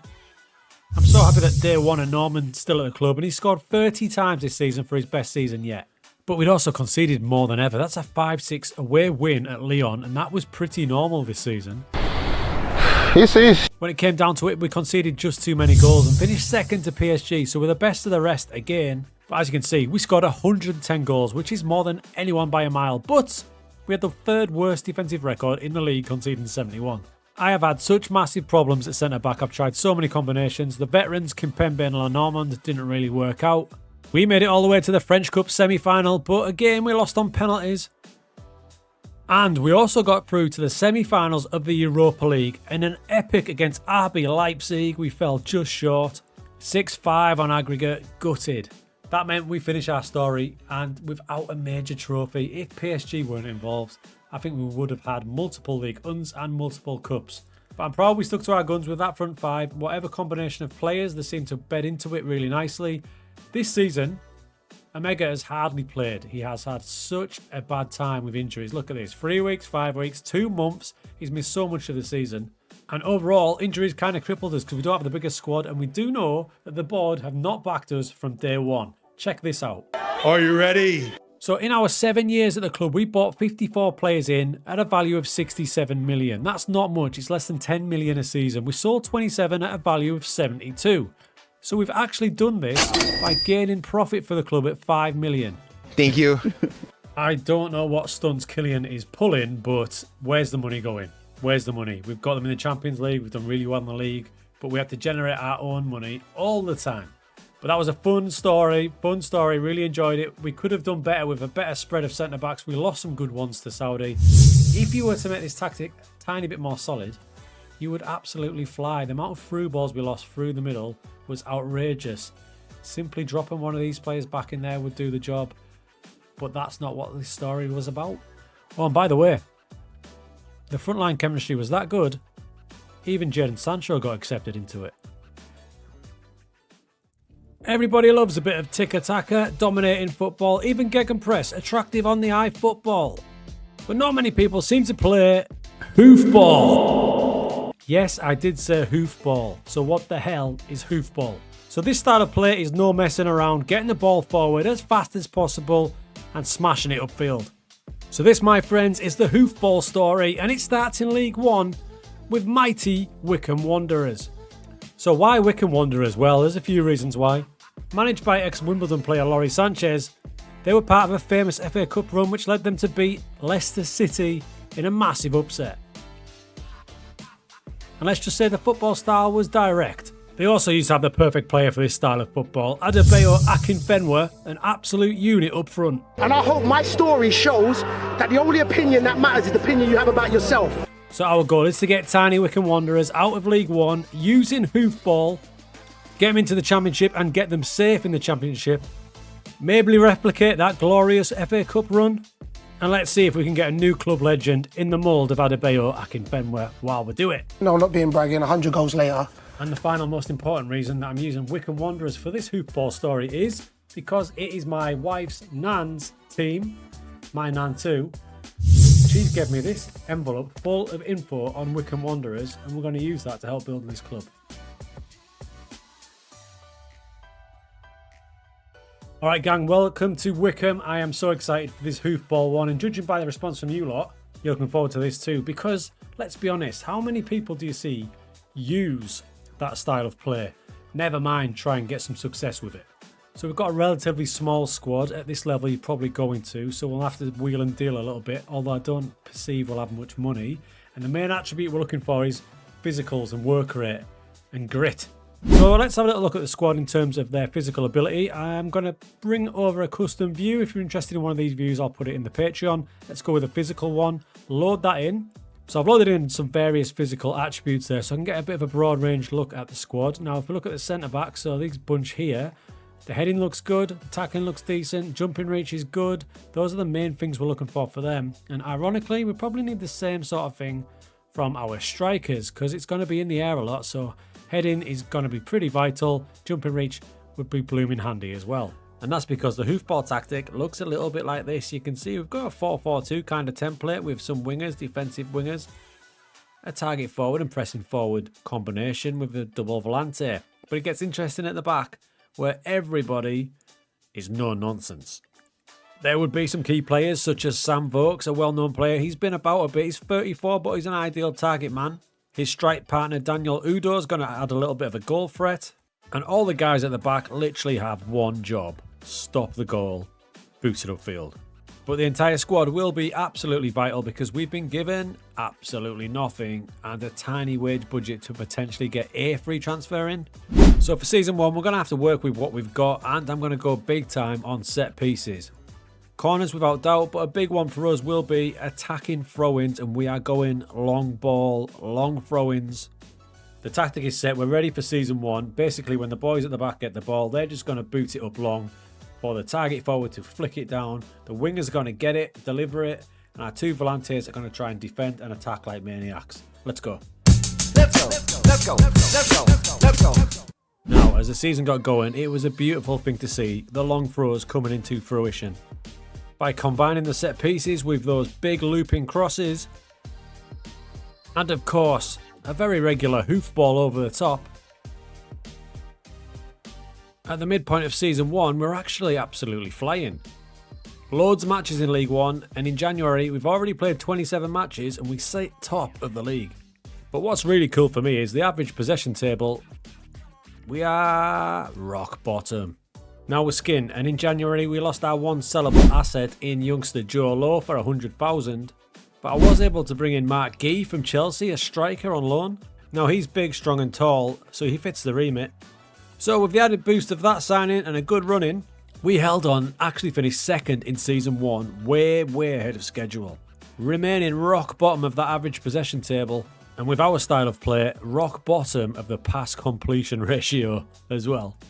So a dream first season for the Wycombe boys. We're already back in the Championship, ticking off one of the goals. I am surprised how well this has worked. Now you can see I've chucked a few of the players out of the squad because I already know they're not going to be there next season because of their contract expiring. There's going to be a huge turnover of players this summer, huge. It's pretty mad we did so well because if you look, we played that one formation throughout and our clear-cut chances for and against was -6. So every team had the better of us. We played on the counter and just slapped them on the break.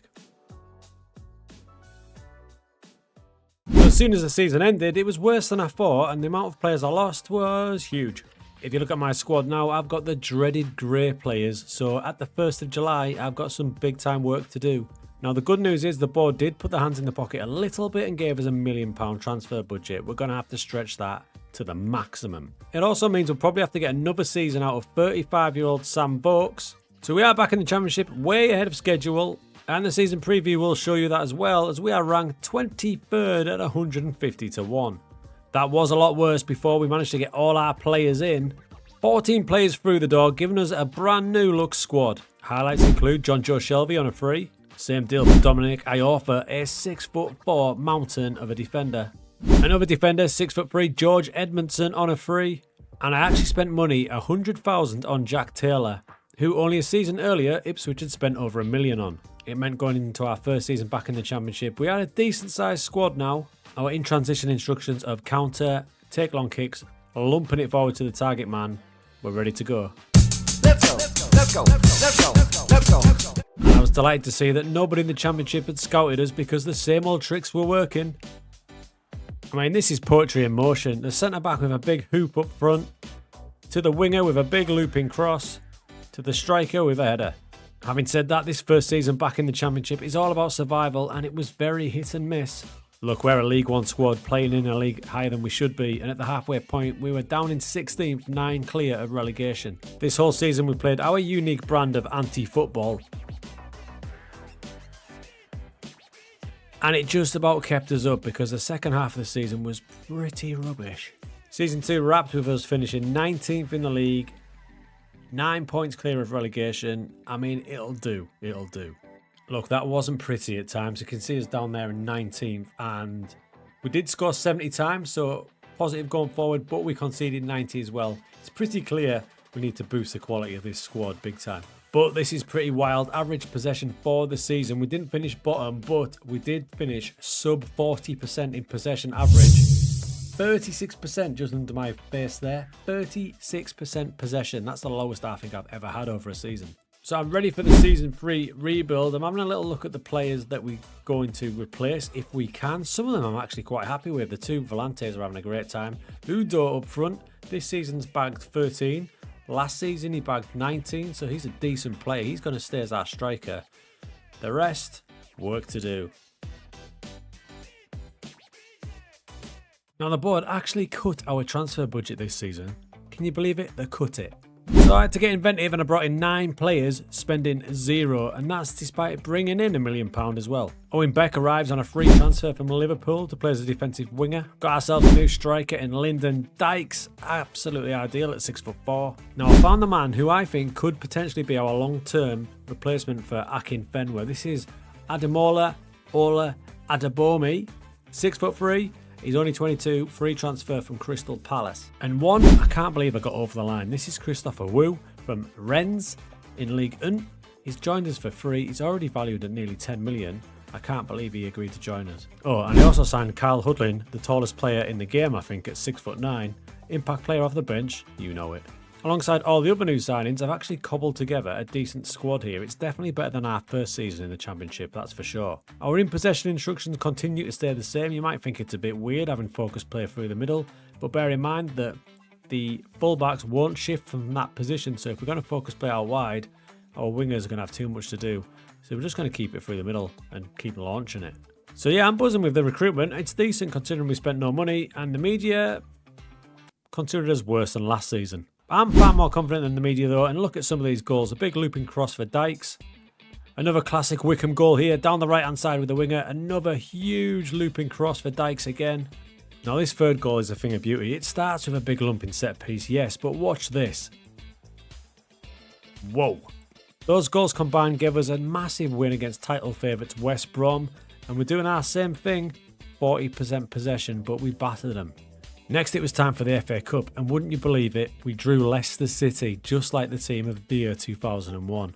And again, just like the team from 2001, we went away to Leicester City and beat them 2-1. Halfway through the season, I was really happy with our boy Adibomi. He's already scored 8 times in 22 matches, and the season as a whole has been electric. Remember, we're relegation favourites, but we are sat 3rd in the league. In the transfer window, however, Sheffield United flexed and took George Edmondson offers for 3.5 million. I replaced him with Ibain Bowert for 400,000 from Fulham, Andros Townsend on a free, and even this man on loan from West Ham, Gianluca Prestiani. Our unique style of play was continuing to baffle the Championship defenders. When we weren't scoring long throws, we were scoring goals like that, balls over the top. With only 7 games to go, we had started to tire a bit, but we were still in the playoff positions though. We needed a big win against QPR, and we did the old classic. And then another one of our trademarks. Beautiful. Now a win against Swansea would get us into the playoff final. We're pulling out all the classics in this one.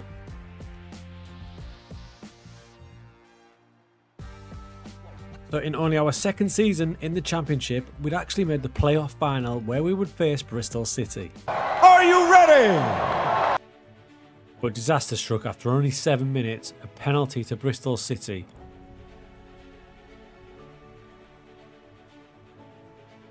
And it got worse just 10 minutes later as we went 2-0 down.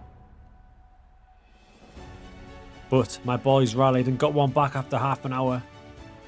And on 80 minutes, we drew level, and then Wycombe completely exploded as we got the winner at the 91st minute.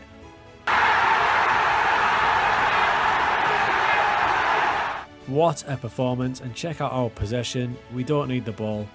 In an outrageous development, we finished 6th in the league but go up to the Premier League via the playoffs. Now look, I'm delighted, but I'm also very, very worried because we are absolutely in no way at all ready for the Premier League. We lost 14 matches in the Championship. We made tiny tweaks throughout, but these are the boys that got us promoted. Now our boy Adibomi, who we think could be the next Akinfenwa, 12 goals this season. We didn't score many goals, he did really well.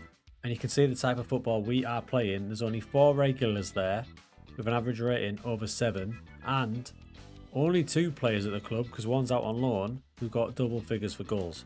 So quite obviously everyone's delighted with promotion, but the big button here is the budgets for next season, and I don't know where they've got it from, but they're kind of going for it, aren't they?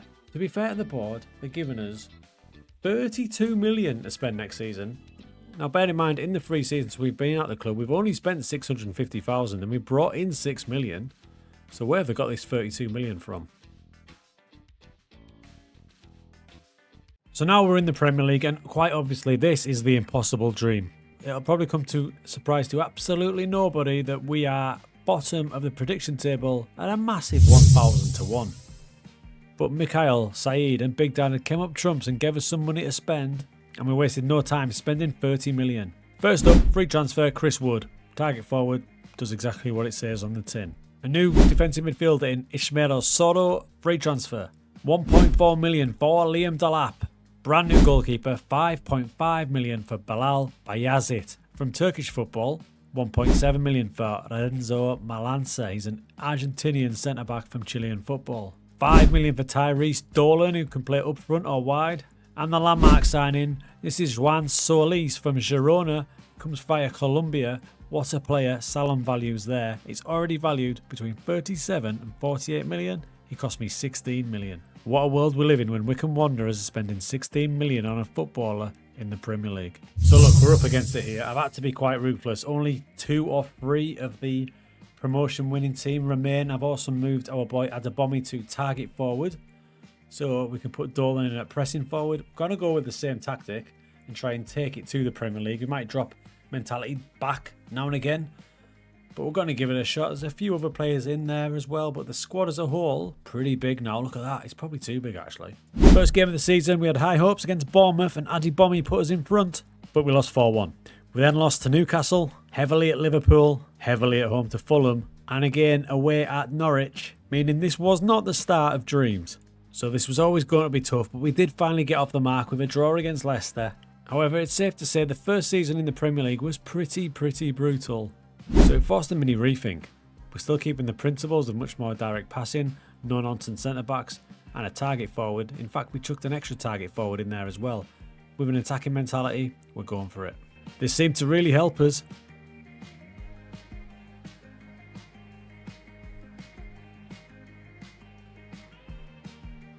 And as expected, Solis had been a right standout. So with the new formation, I made a 7.5 million move for Haji Wright from Coventry. We were starting to get a bit of momentum. Our new signing Wright was making a big difference, and the long for us. After a real brutal start to the season, when it hit January, we won 5 out of 7. We've got a chance here. We're just outside the relegation zone with 11 matches to go. Goalkeeper Bilal made himself a hero with a 90th minute save from a penalty against Liverpool. That gave us an unreal draw against them. And then in our best game of the season, we absolutely demolished Brighton. It meant if we could win our last game of the season, we could stay in the Premier League. Problem was, it was Man City away. We went to the Etihad and we scored twice. The second one coming from Adebomi. I'd love to tell you that was the story's happy ending, but City scored 4. With Leicester winning and us losing away to City, it means we got relegated back to the Championship after one glorious season in the Premier League. Look, not all stories have a happy ending. A bad run near the end of the season. We've defied expectations. We've done really well. This story's been class. We can't leave it that way though, can we? So we're back in the Championship, but we can't really be disappointed because we are flying way above expectations. And the other good news is, if you look at the icons, our boy Adebomi is now there. He is definitely our new version of Akinfenwa. Now, unfortunately, the Vultures circled when we got relegated and Palace stole Solis offers and power went to Villa. We also sold the clutch of other players and we didn't actually bring that many in. We changed up the tactic a little bit. We've got 2 target forwards in our wide target forward and a normal target forward, defensive winger as well. We've got a bit of a hybrid from our first 2 tactics going on here. And after a slow start, we've really started to cook. There was a 7-goal win, a massive 6-goal win away at Coventry, and we just won an epic against Ipswich, and we hardly got the ball again. We don't need possession. On New Year's Eve, we're sitting 5th, but we are the form team in the division, and Haji Wright, bought last season, has proved a massive success in the Championship. He's scored 20 so far.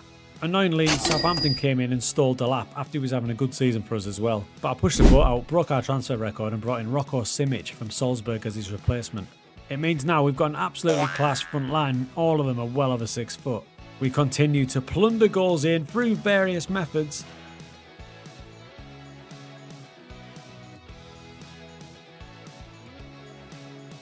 And the benefit of keeping most of the Premier League squad, we absolutely stormed the league with 96 points. Now this was satisfying. This is the best season we've had. We scored 122 times, we conceded 62, but we were battering teams. Team stats show what we're all about. Crosses completed, crosses attempted, chances created, expected goals for. The only thing you won't see us on is average possession, because despite finishing top of the league, we're still way down in 22nd with 40%.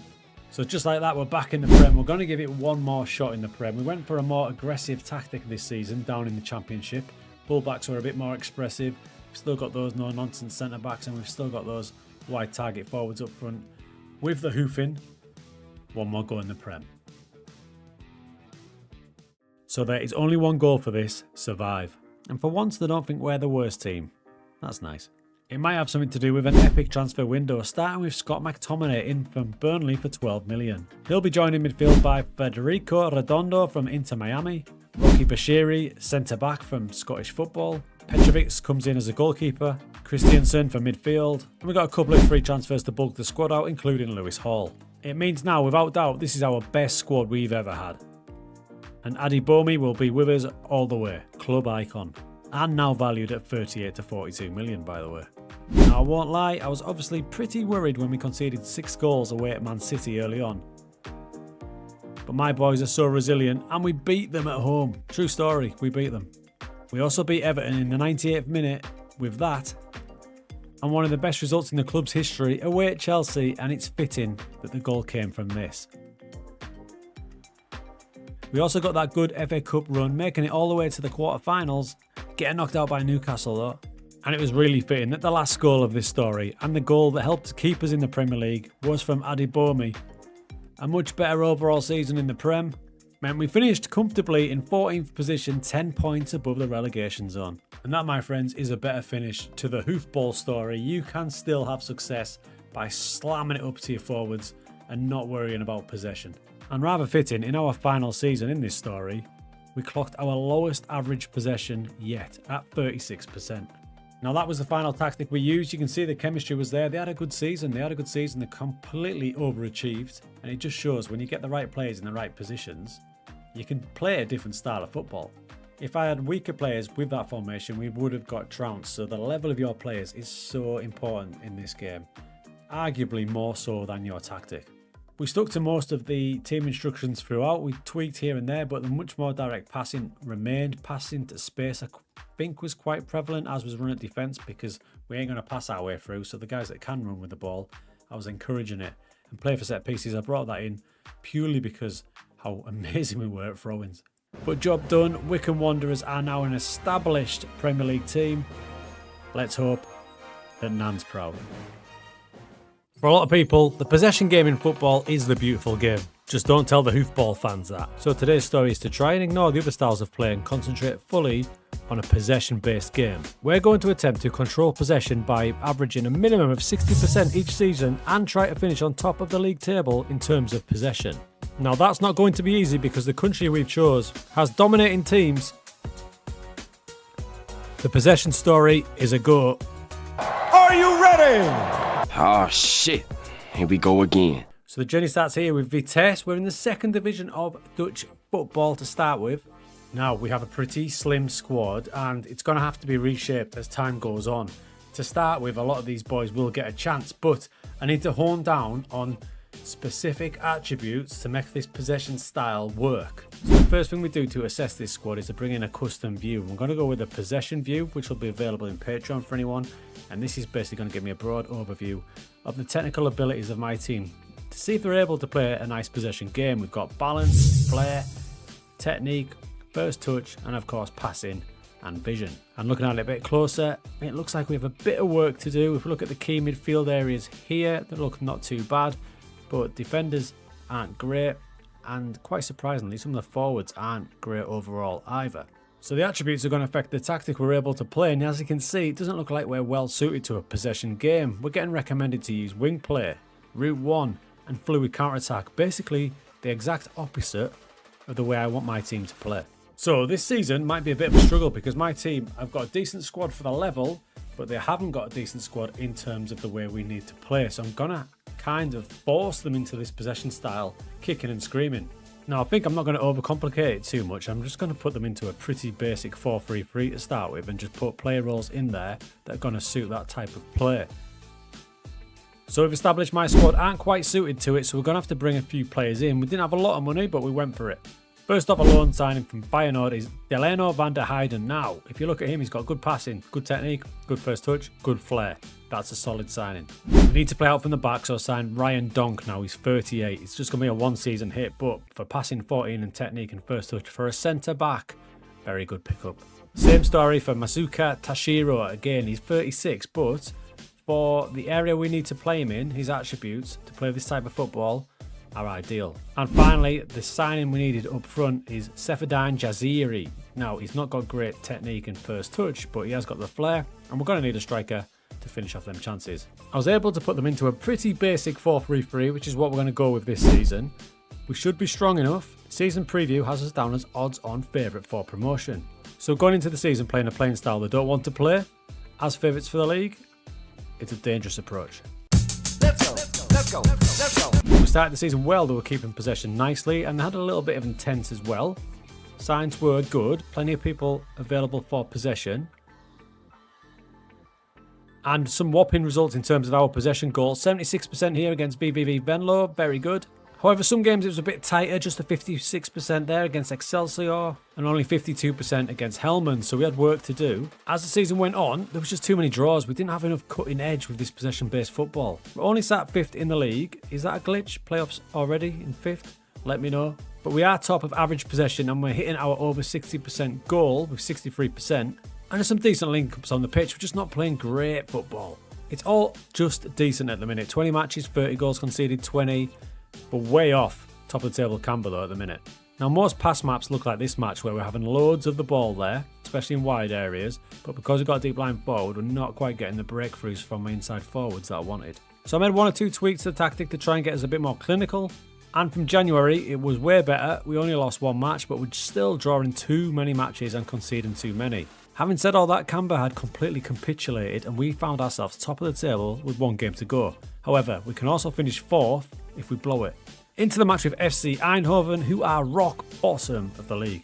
And despite dominating with 62% of the ball, we got caught on the break twice and somehow managed to lose to the team bottom of the league. This meant we dropped from 1st position to 4th position in a heartbeat and had to go through the playoffs. So the first game was against Volendam. We beat them 1-0. In the second leg, I can't explain what happened. Now we played some tremendous football in this one and went 5-2 up at half time. However, Volendam had 5 shots and scored them all, meaning we had to really battle and we got a 7-5 win, which is completely out of character for the entire season. I mean, come on. 65% possession, loads of shots, and then they did that and scored 5. In the next round of the playoffs, it was FC Emmen. We traded 3-1 wins and it went all the way to penalties. That save meant our star boy Tielemans could wrap up the win. Get in. So that was our playoffs done, but now we have to play a team that finished 16th in the Eredivisie. We actually played really well in this one. We went 2-0 down though really early, but we dominated ball and got back into it, including this boomer. So 2-2 in the first leg, and you can see how much we dominated. But in the second leg, the Eredivisie class shone through and we got battered. It means another season in the second tier. That was such a weird season. We had a good run the second half of the season, but we never really looked convincing despite dominating possession every match. So over the season, we did achieve our goal of 60% plus, but with chances created at 136 and expected goals for finishing top there, we should have really done better. The question is now, how do we improve for next season? A lot of the choices might be taken out of my hands anyway because we have a raft of players that are out of contract. But judging by the transfer budget of nearly $1 million, it may be getting slashed to half that for next season. We do have some high value players, and Matthias Tielemans here at only 23 had a great season with 7 goals in 38 matches from midfield, and Jaziri up front was solid with 14. But other than that, as you can see, we're going to be left with a lot of gaps to fill going into season number 2. As season 2 began, the goal was simple: get promotion and keep that possession above 60%. To achieve this, I flirted with 3 different types of formation, but I ended up settling on 1. But it's a big season in terms of recruitment because now we can start bringing in players more suited to our style. And we also shipped out a few as well. New striker in Stefan Milosevic. You can see he's got good technique. His first touch is absolutely elite, and that's what attracted me to him. It's a similar story for our new right back, Mattia Moreira, formerly of Barca and Dortmund. Technique, first touch, both 15, passing 14. In from Japanese football is Andrew Kamajai. He's going to play defensive midfield. He's got good technique. He's got a great first touch. A strong forward technical player is Foda Fofana, released by PSV.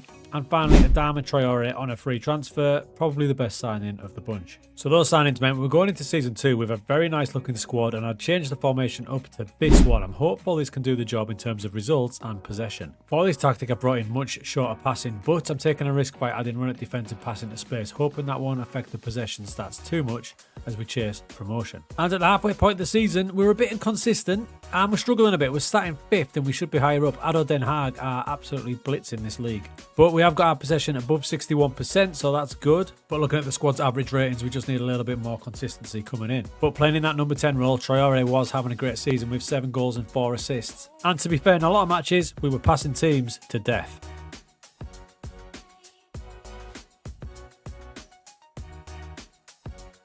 There was a clutch of games like this where we got plus 70% possession. And they really started to click in the second half of the season, only losing the last match of the season. And that was to Den Haag, who won the league at a canter. But if you look at the league overall, we finished on 17 more points than last season, winning way more matches. But it was probably my gamble of adding run at defence and passing to space, which meant our possession stats in some matches went down a bit. And if you think about it, it's not the wisest move, is it? When you're asking to short pass, keep possession, but also put it into space and run at defence, so you're going to lose the ball a bit more. So we probably need a rethink in the Eredivisie. But after having a full summer of our own recruitment, you can see the difference in the team now in terms of the possession attributes we're looking for. Double figures all over the place, getting higher and higher. And obviously, when we go up a league, it's going to be needed even more. So the question now is, who is good enough to stay for a season in the Eredivisie? We'll probably give Milosevic another chance after he bagged 18 goals this season. And definitely Traore, he was a key signing with 13 goals and 8 assists in that number 10 pocket. We do have a problem though, because contract rebel Tielemans is off. He wouldn't sign the new deal and he's joining Camber. What a downgrade. But most of these players are going to have a chance in the first season back in the top flight, because next season's transfer budget has been slashed to 0. This is where this gets really tough, because not only do we need to survive and be successful, but we need to get that average possession up, because 60%, although decent, is not where we want to be. So we are back in the Eredivisie. It's exciting, but we're ranked at 600 to 1. And there's a good reason for that. Look how small my squad is. When the out-of-contract players left us, we haven't replaced them yet. Now bear in mind, we are quite rich at 9 million plus. They still have not gave us any money for players. A few days later, thankfully they gave us some sort of budget.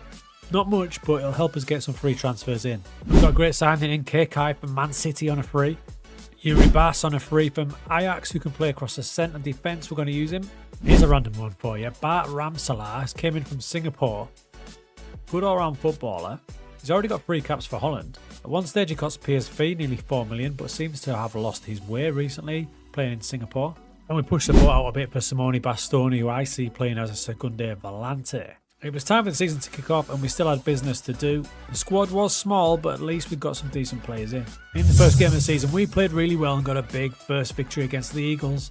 But one big problem was we gave the ball away far too much and only averaged 45%. Must do a lot better. As we go into the season, we did make one more signing, a free transfer of Valentin Antov, centre-back, nice ball player. It means the squad looks a lot more healthy now, good numbers and nice attributes. Let's go. Okay, so results-wise, the first half of the season wasn't bad, you know. Delighted to be in 8th, 27 points. We're pretty much safe when you look at the teams at the bottom. They're set adrift. Problem was here, as you can see from the average possession, PSV lead the way with 64%. No other team is over that. And in fact, we're down in 10th and we're not even over 50%. That is just not good enough for what we're trying to achieve. So this is what makes this story unique. Despite us playing well, chemistry being good, new players settling in well, we have to change things because we are not accomplishing our goal. So we're safe, so we took a risk with the tactic. We brought in a libero to step into midfield. We dropped the fullbacks to be less aggressive.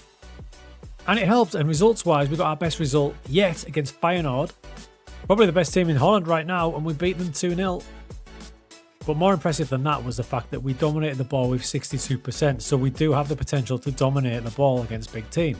And after this super slick passing move, it was good to see that the libero was getting involved as well, so that risk might be one that was been worth taking.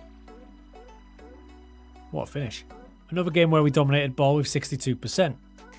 Pass map wise, you can see it's impressive, but we're not really making big inroads.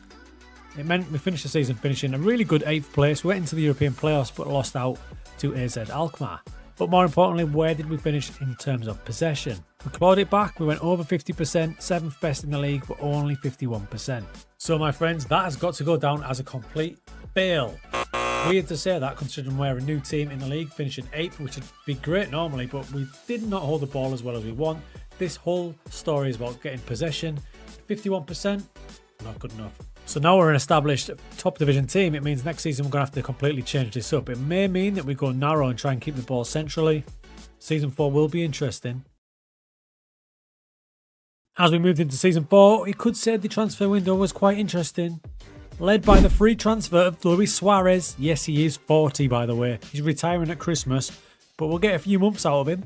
We also brought in Yannick Vestergaard, the giant centre-back who has surprisingly good technical ability.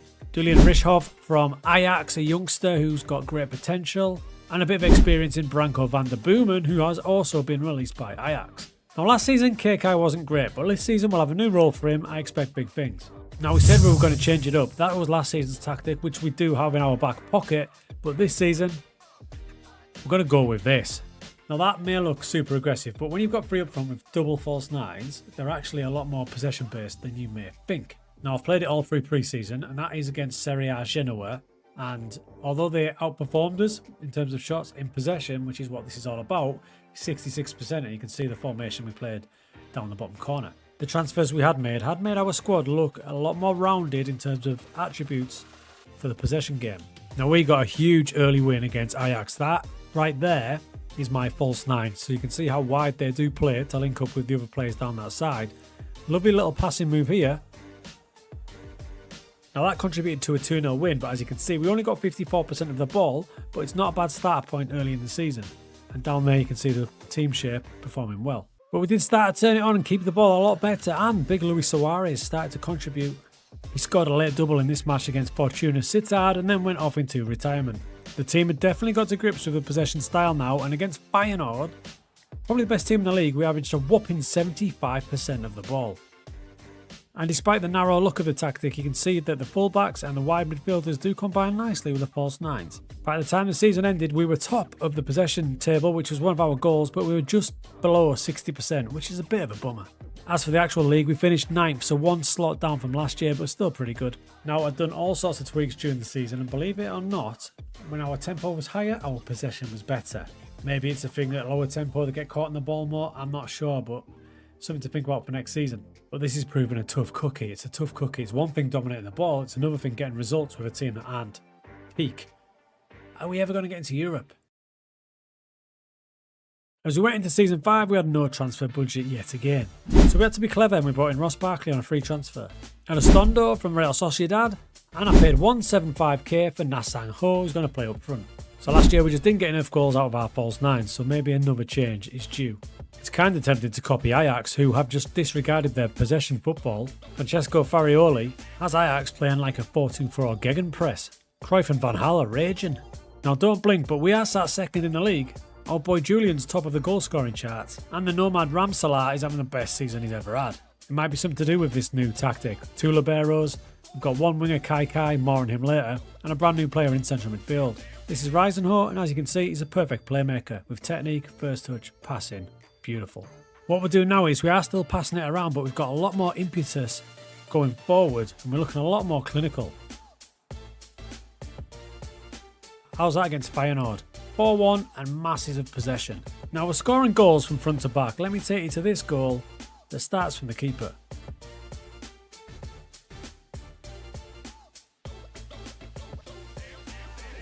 The libero was key in the build-up, and that got us through the quarter-finals into the semi-finals of the Cup. Unfortunately, Ajax caught us on a bad day, and we tapered off a bit in the league. We ended up finishing 5th, and we lost out on the European playoffs. Still can't get into Europe.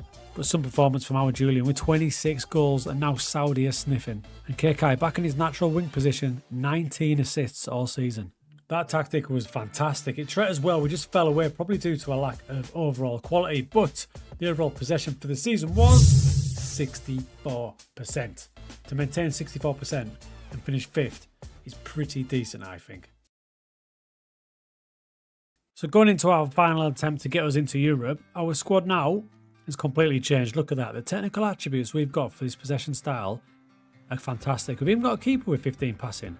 This is the sort of level we're at. We brought in Thomas Jok Deng. Now, he might not be the greatest player in the world, but for us, he's elite. He's a centre-back. He's got technique in 16 and passing 17. First touch 17. Fantastic. We matched him with Momo. Technique 14, first touch 15, passing's good. Now, we'd lost a lot of players. KK went to Saudi for 18 million. As did our boy Julian for 7 and Yuri Bass for 6. So we brought in 28 million. For the first time in this save, we actually brought people in at 11.5 million. The most we ever spent is 3.5 million on Sonte Hansen, A new right back, again from Japan, we've been there a lot. Hasegawa comes in, and like the centre backs, we're signing people who may not be elite, but for us they're exactly what we need. Technique 14, first touch 15, balance 14. Mike Klein comes in for 2.8 million from Rotterdam. We've never budged really from mid-table in the pre-season odds, so to get top 4 is a big ask, especially when we've lost our first game already. Ajax beat us in a tight 1-0, tough first game of the season that.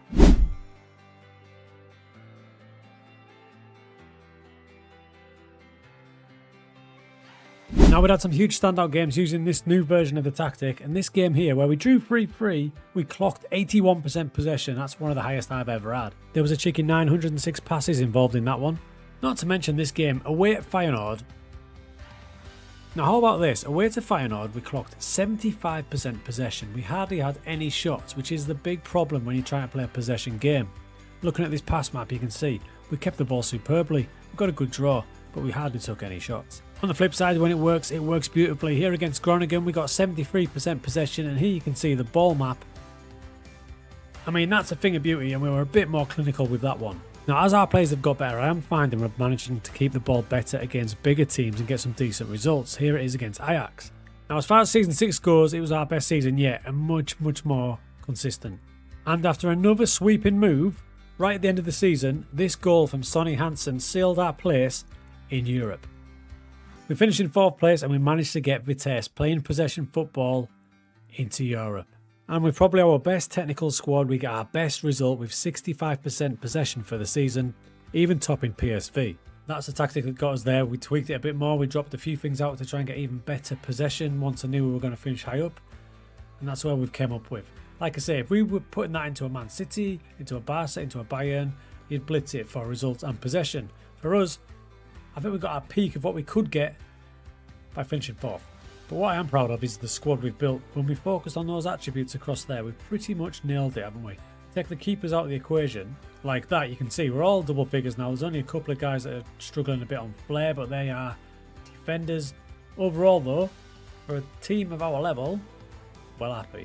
And the final thing I will say on the possession game, you would think that dropping that down to that, adding in work ball into box, dribble less would help your case. But I found when you did that, you invited too much pressure and you lost the ball too much. So by playing a little bit more aggressively, dominating matches is the way to help you keep the ball. This is said as Moonstar. Welcome to the Last Dance story. We're going to build a squad looking for their last run at glory. Recruiting players only at the age of 33 or above, gain success by getting them to the Bundesliga. Now, as these players age, their physicals will drop. We all know how important physicals are in Football Manager, so when these drop, we need to adapt. The Last Dance story is a go. So welcome to Moonstar. This is the team that we have selected. Now we gave ourselves a tough challenge because they are just recently promoted, but the reason we chose them is they don't have restrictions on where we sign our players or focusing on youth. But as the season preview shows, it was already going to be a tough challenge even before we put ourselves under this pressure. First thing I've done is list every player in the squad that is under 32 years of age, and we need to replace them with some veteran players. So I've started to search age between 32 all the way up to 45. Now initially you think, great, look at the players: Messi, De Bruyne, Salah, Lewandowski, Courtois, but when we press this little tab here, our options are severely limited. Now I've made a little short list already, and that does include a 42-year-old Morten Gams Pedersen. So season 1 is all about being realistic, and Gams Pedersen, right, he's 42. If you take that end column away, like ignore the physicals, because that's what we're going to have to do for this. The rest of it, his technicals are fantastic, and look at the possibilities from set pieces with 18 corners, 16 crossing on that left foot. Now, as we go to recruit these veterans, the good thing is because they realise it's their last shot, their last big go at a contract, they don't ask for the world like he's asking for 2.4k, which is nothing. And the contract length will be limited, so expect a big churn of players. Gams Pedersen, £2,000 a week? No problem. Season 1 will be about survival and then phasing out these players because there's so many of them and then replacing them with our last hurrah boys, our last chance at glory boys. So as you can imagine, the pre-season recruitment was pretty lively. Loads of players out and loads of players in.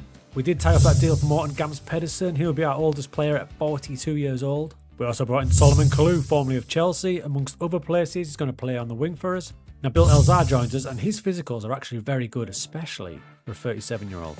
There was a clutch of other players as well, so there was a big squad turnover, but the average age is now going up, which is what we want. In our very first league match, we had an absolute nightmare of a start. After 15 minutes, we were already 2-0 down. In fact, we were 5-0 down by 35 minutes. He pulled it back to 6-3, but I needed some more players in. So I brought in giant 38-year-old Brazilian Rodolfo, 38-year-old defensive midfielder Papa Diop, and 37-year-old legend Gervinho. And he had an instant impact, scoring twice on his debut. He's still in pretty good nick, his physicals are good, so he could be a bit of a difference maker. I started looking at various tactics to look at. Gams Pedersen has just turned 43, he's now the oldest player in the history of Bundesliga too. But he very definitely still has the quality. Especially from those. In fact, have one more. What? So at the halfway point of season 1, things were going okay.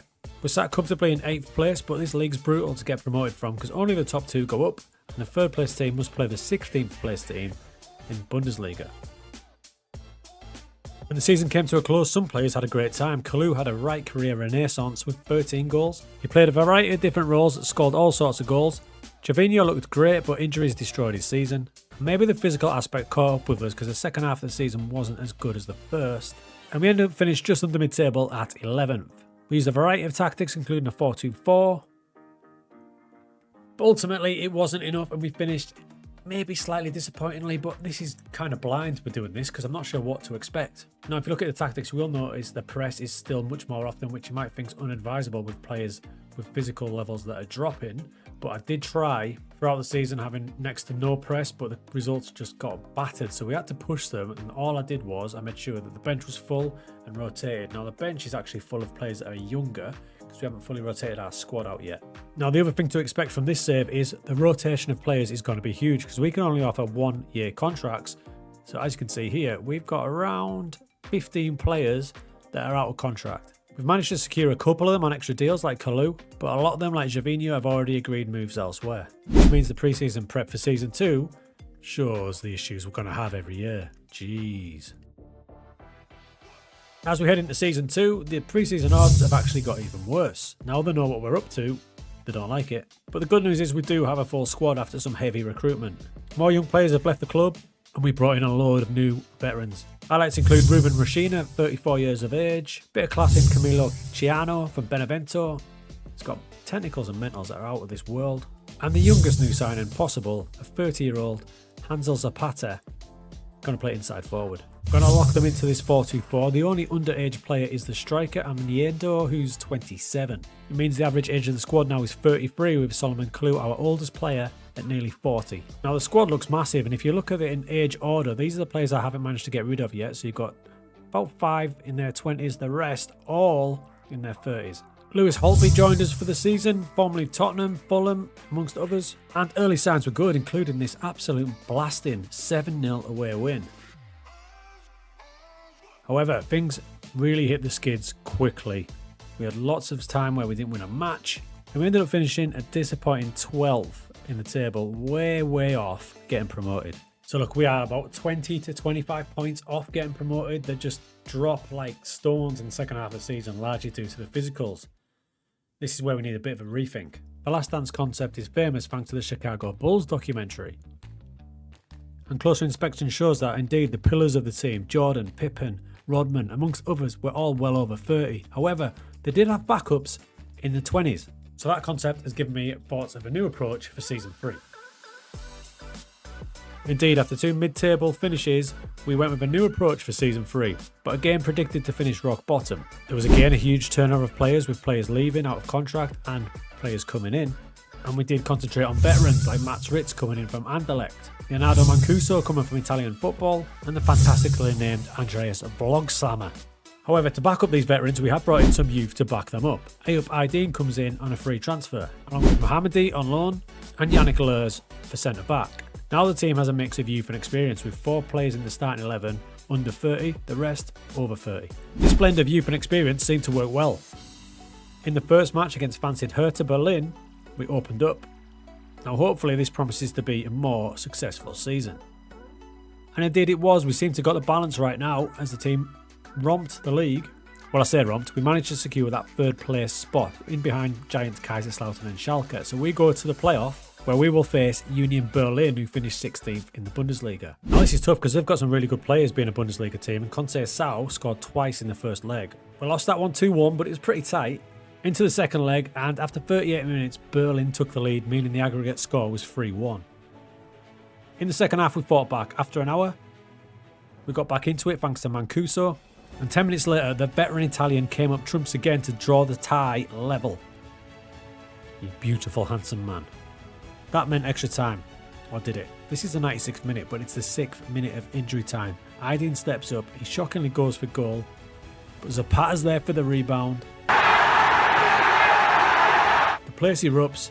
We are promoted. 96th minute, 6th minute of injury time. When that happens, it's a beautiful thing. We went through most of the season using this. This is a free at the back version. You can see the chemistry the old boys have got. So in that team, for full disclosure, we have this right back here, right centre back who is under 30, the right wing back's under 30, and the striker and the central midfielder. So you got 4 out of the 11.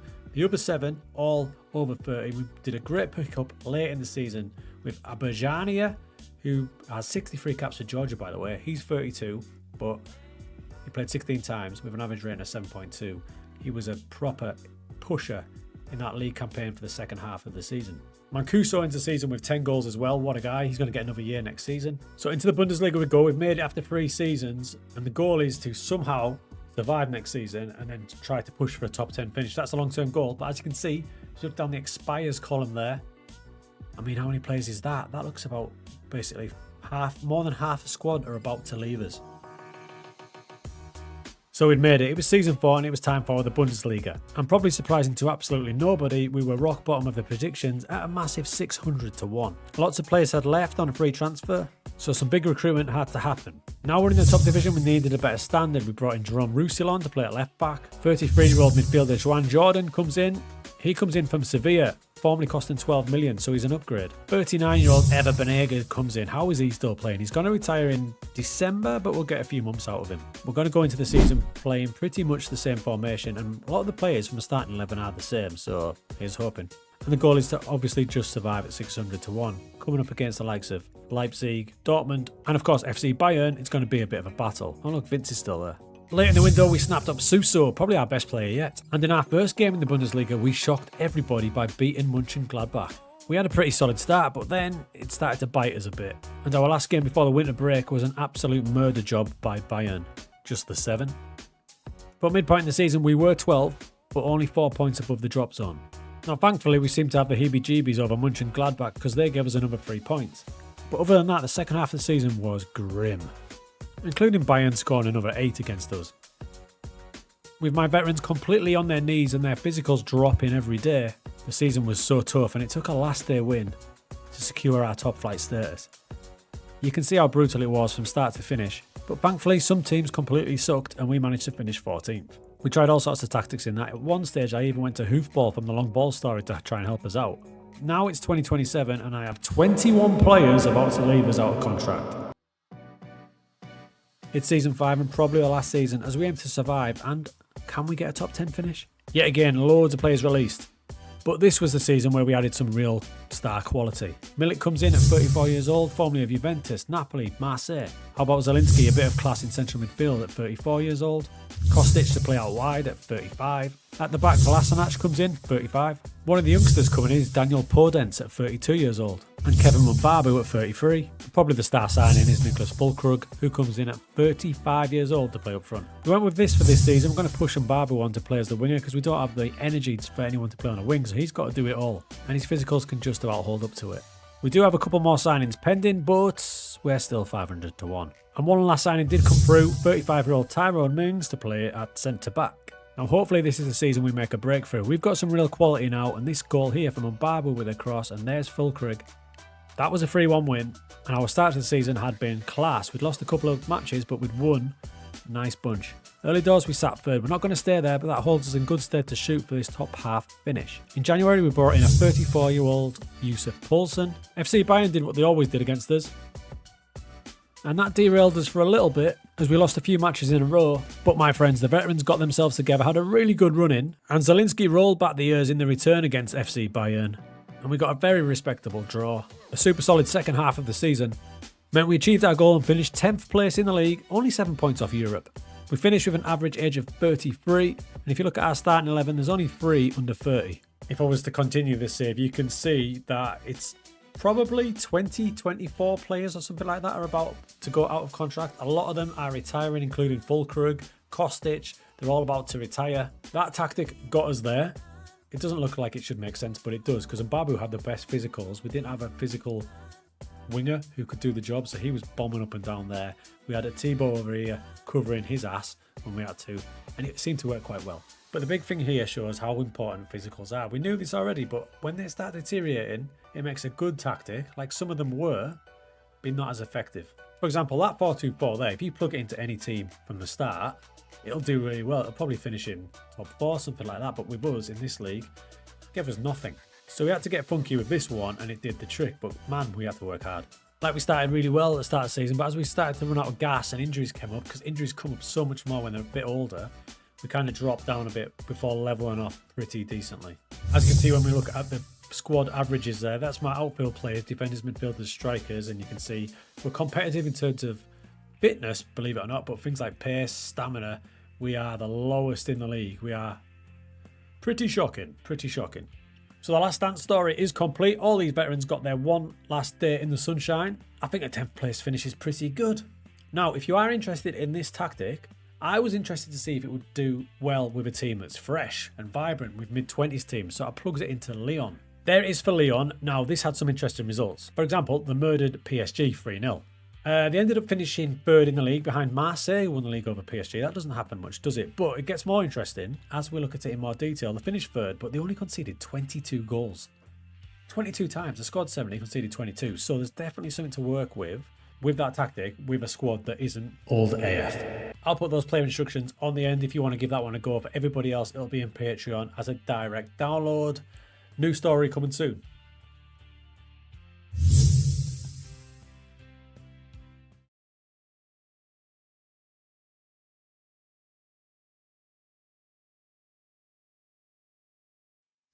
I've got a question for you.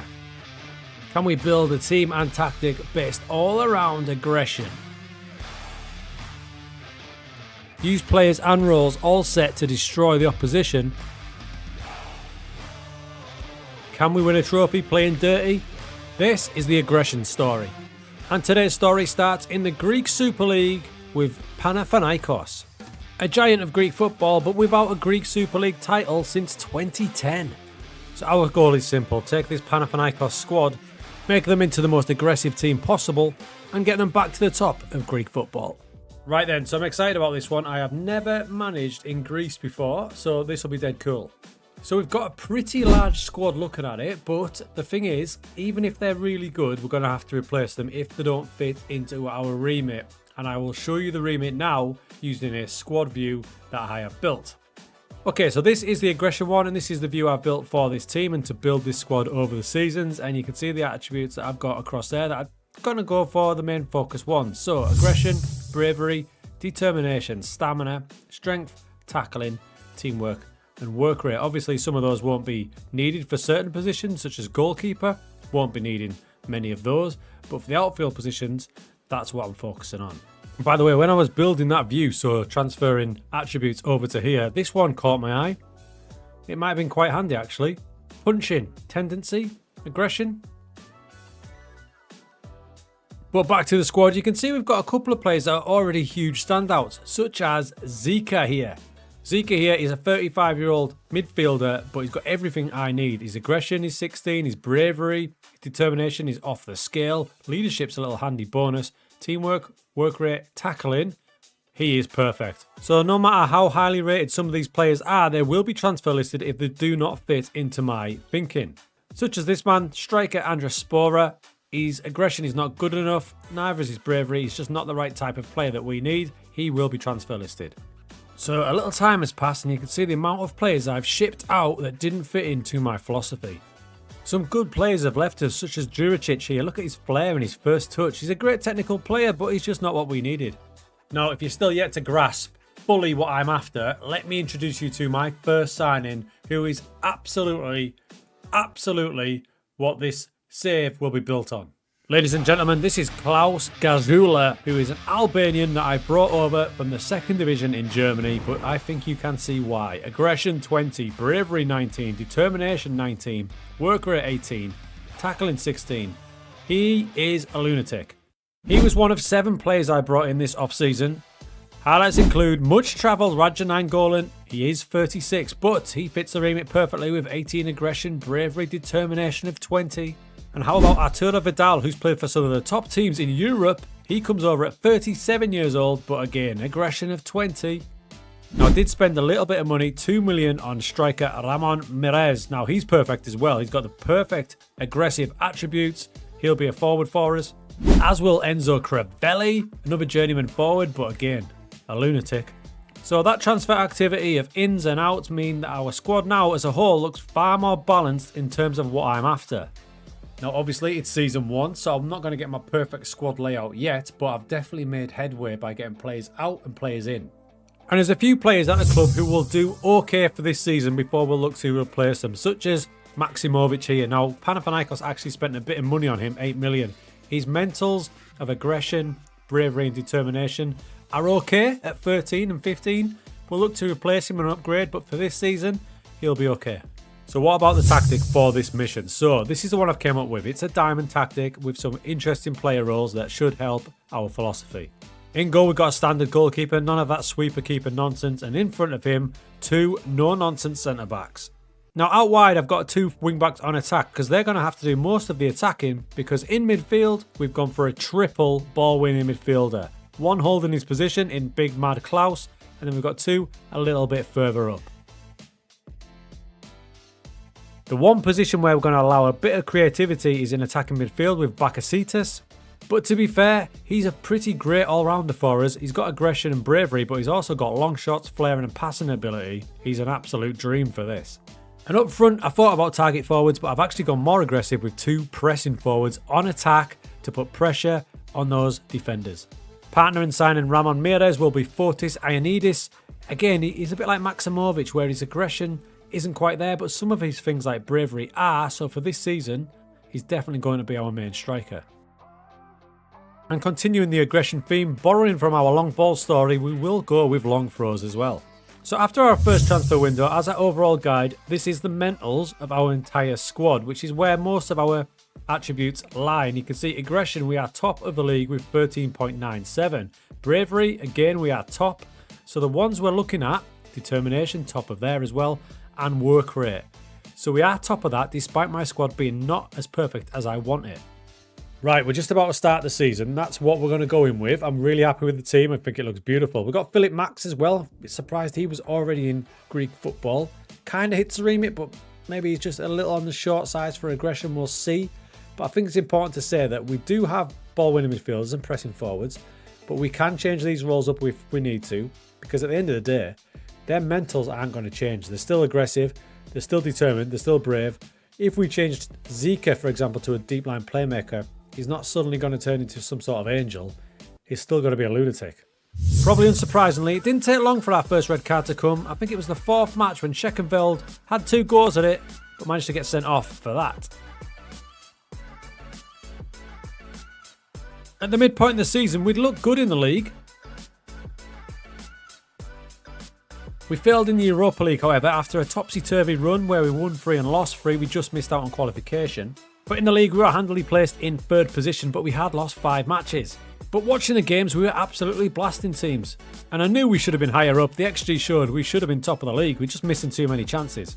In the transfer window, we continued to mould the squad by letting go highly rated Brazilian TATO because he's just too much of an angel. And we brought in Akpro from Lazio, and free transfer of David Luiz, who fits the bill perfectly.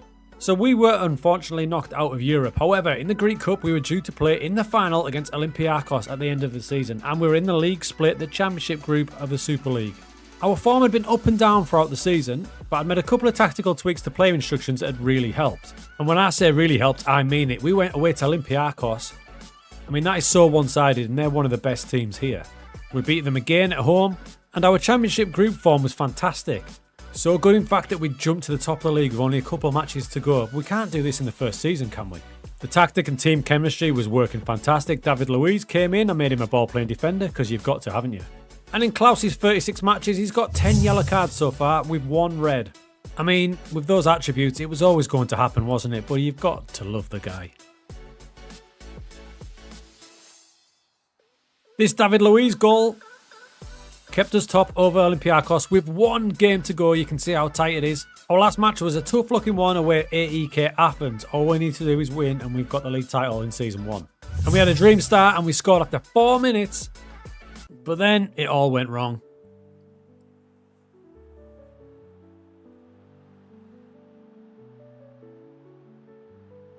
Despite dominating the match, we bottled it 3-1. Olympiacos won their shootout, and they took the league by 3 points. We had a chance to redeem ourselves in the Greek Cup final, and it was Olympiacos. It went all the way to extra time. It's the 122nd minute.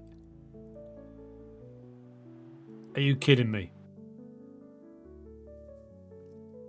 It was nearly a 1-season hit, this. We nearly completed it in 1 season by winning the league and the cup. But we end up winning nothing. However, we did have a moral victory, because every metric we want to be on top of in terms of aggression, we are top of. Fouls made, yellow cards, red cards, headers won, and then we've got chances created. We're top of that. Expected goals for, top of that. We should have won this league. Opposition passes per defensive action, we're top of that. We're doing so much right. So much right. But remember, that was only season 1. The squad is looking better in terms of our aggression template. But it's time for season 2, pre-season. Let's make that even better.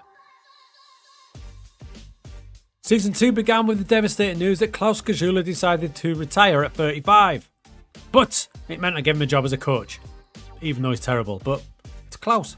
After a busy transfer window, this is how the squad attribute table looks. We're definitely improving now. There's some big numbers going on here. In fact, I shipped out £28 million worth of talent. And the only one I was gutted to lose was Fostas Ioannidis, who went to Borussia Mönchengladbach for 16 million. However, we replaced him with Thiago Tomas, 7 million from Wolfsburg. He's got the aggression, he's got the determination and bravery. He's an upgrade in terms of attributes. We brought in one of my favourite players, Monchu. What I like about Monchu is he's got the aggression that we need, but he's also got a bit of class in terms of his passing and vision. Dennis Bavro comes in for 6 million for centre-back, as does Torreniga from Ghent. Let's call him Jordan from now on. And we also signed the new keeper, Marcel Schuhen. Even he's got aggression of 16 and bravery of 16. He's another lunatic. Which meant the team was going to be shaping up something like this for season 2. We had 3 versions of the one tactic now, because I really do like the way it plays in match. We had the original there with the ball-winning midfielder on support. This version with both on defence, so the wing-backs have even more licence to roam. And a slightly more aggressive one with the 2 ball-winning midfielders on support. But we're sticking with this throughout, I think. Now, we'd started this season in sublime form. There was only 12 games gone, but we were already top of the yellow card table by an absolute mile. In the league, we looked fantastic. It didn't look like we were going to lose, and it was probably only this red card that cost us.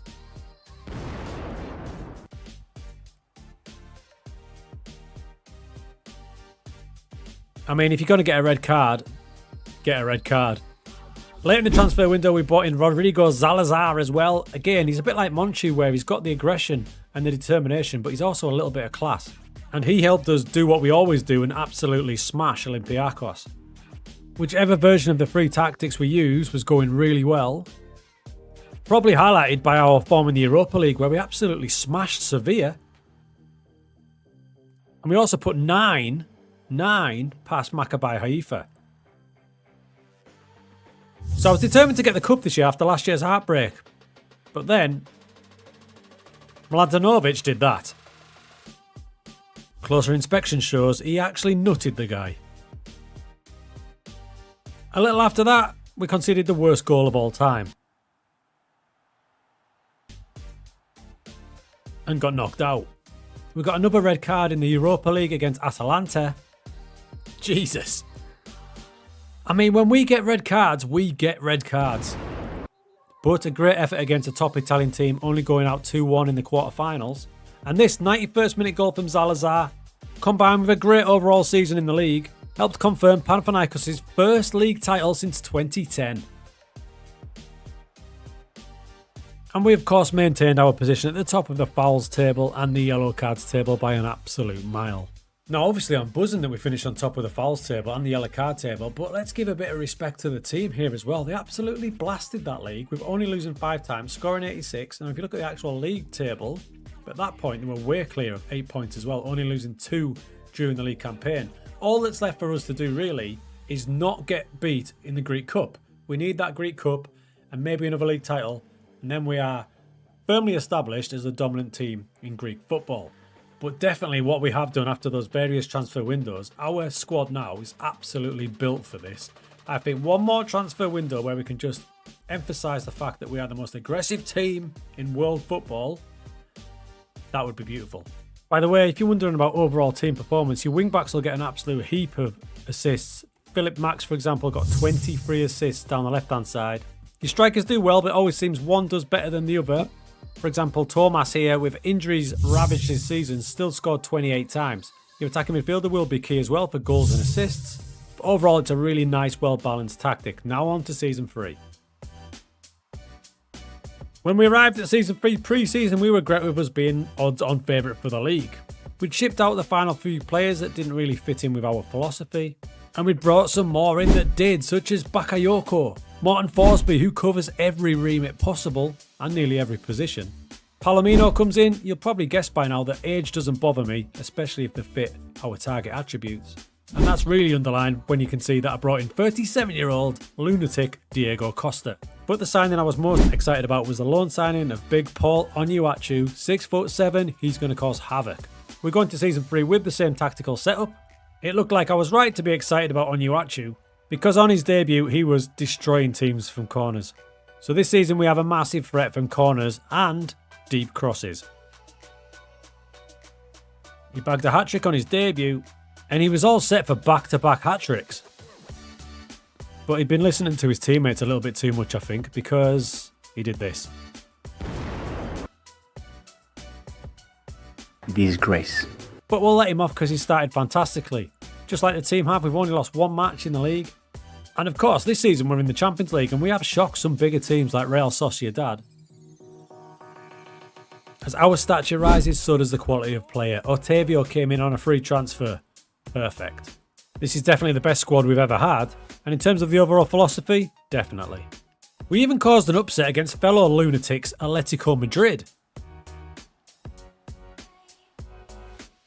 We were leading this tie right up until the 57th minute, and then for some reason, Big Paul did that. I mean, he has bought in with our philosophy. Shocking. After that, Madrid scored twice and knocked us out. Despite his second red card of the season, he's been fantastic for us, scoring 37 times in 43 matches. And it's meant that we have absolutely bulldozed the league again, getting back-to-back titles. And we got to the Greek Cup final, so we have a chance to get the double. The only negative is Big Paul, in a seemingly innocuous incident, ruptured his Achilles tendon, meaning he's out for the season, so he's gone back to Southampton and misses the final. In the final, it was Salonika, and we started off fantastically well. In fact, we played fantastically throughout, bagged 4, and claimed the Greek Cup. And for the third successive season, we finished top of the fouls made and yellow cards chart. Bit disappointed with our red card performance though, only the 1 in the league. But overall, very happy with the squad we're able to build, easily the most aggressive team in the league. And because we're getting better and better, to be able to attract players like Otavio to the club is wild. If we look at the comparison in the league and our key metrics are aggression, you can see we're way top of that. Bravery, way top of that. And the ones we want to be top of, we are top of. Tactic was fantastic. In some tougher away games, we did only drop down the mentality to balanced in any of the 3 versions. But overall, super happy with it. I'll stick it in Patreon, of course. If you want to explore the tactic a bit more, I'll put the team instructions on at the end of the video. Overall transfer business, we spent 61 million and brought in 44. So about 15 million deficit overall, but that's not bad for the success we had. Very happy with the outcome though. It's the perfect storm of the player roles being aggressive, the team instructions being aggressive, and them just smashing teams up.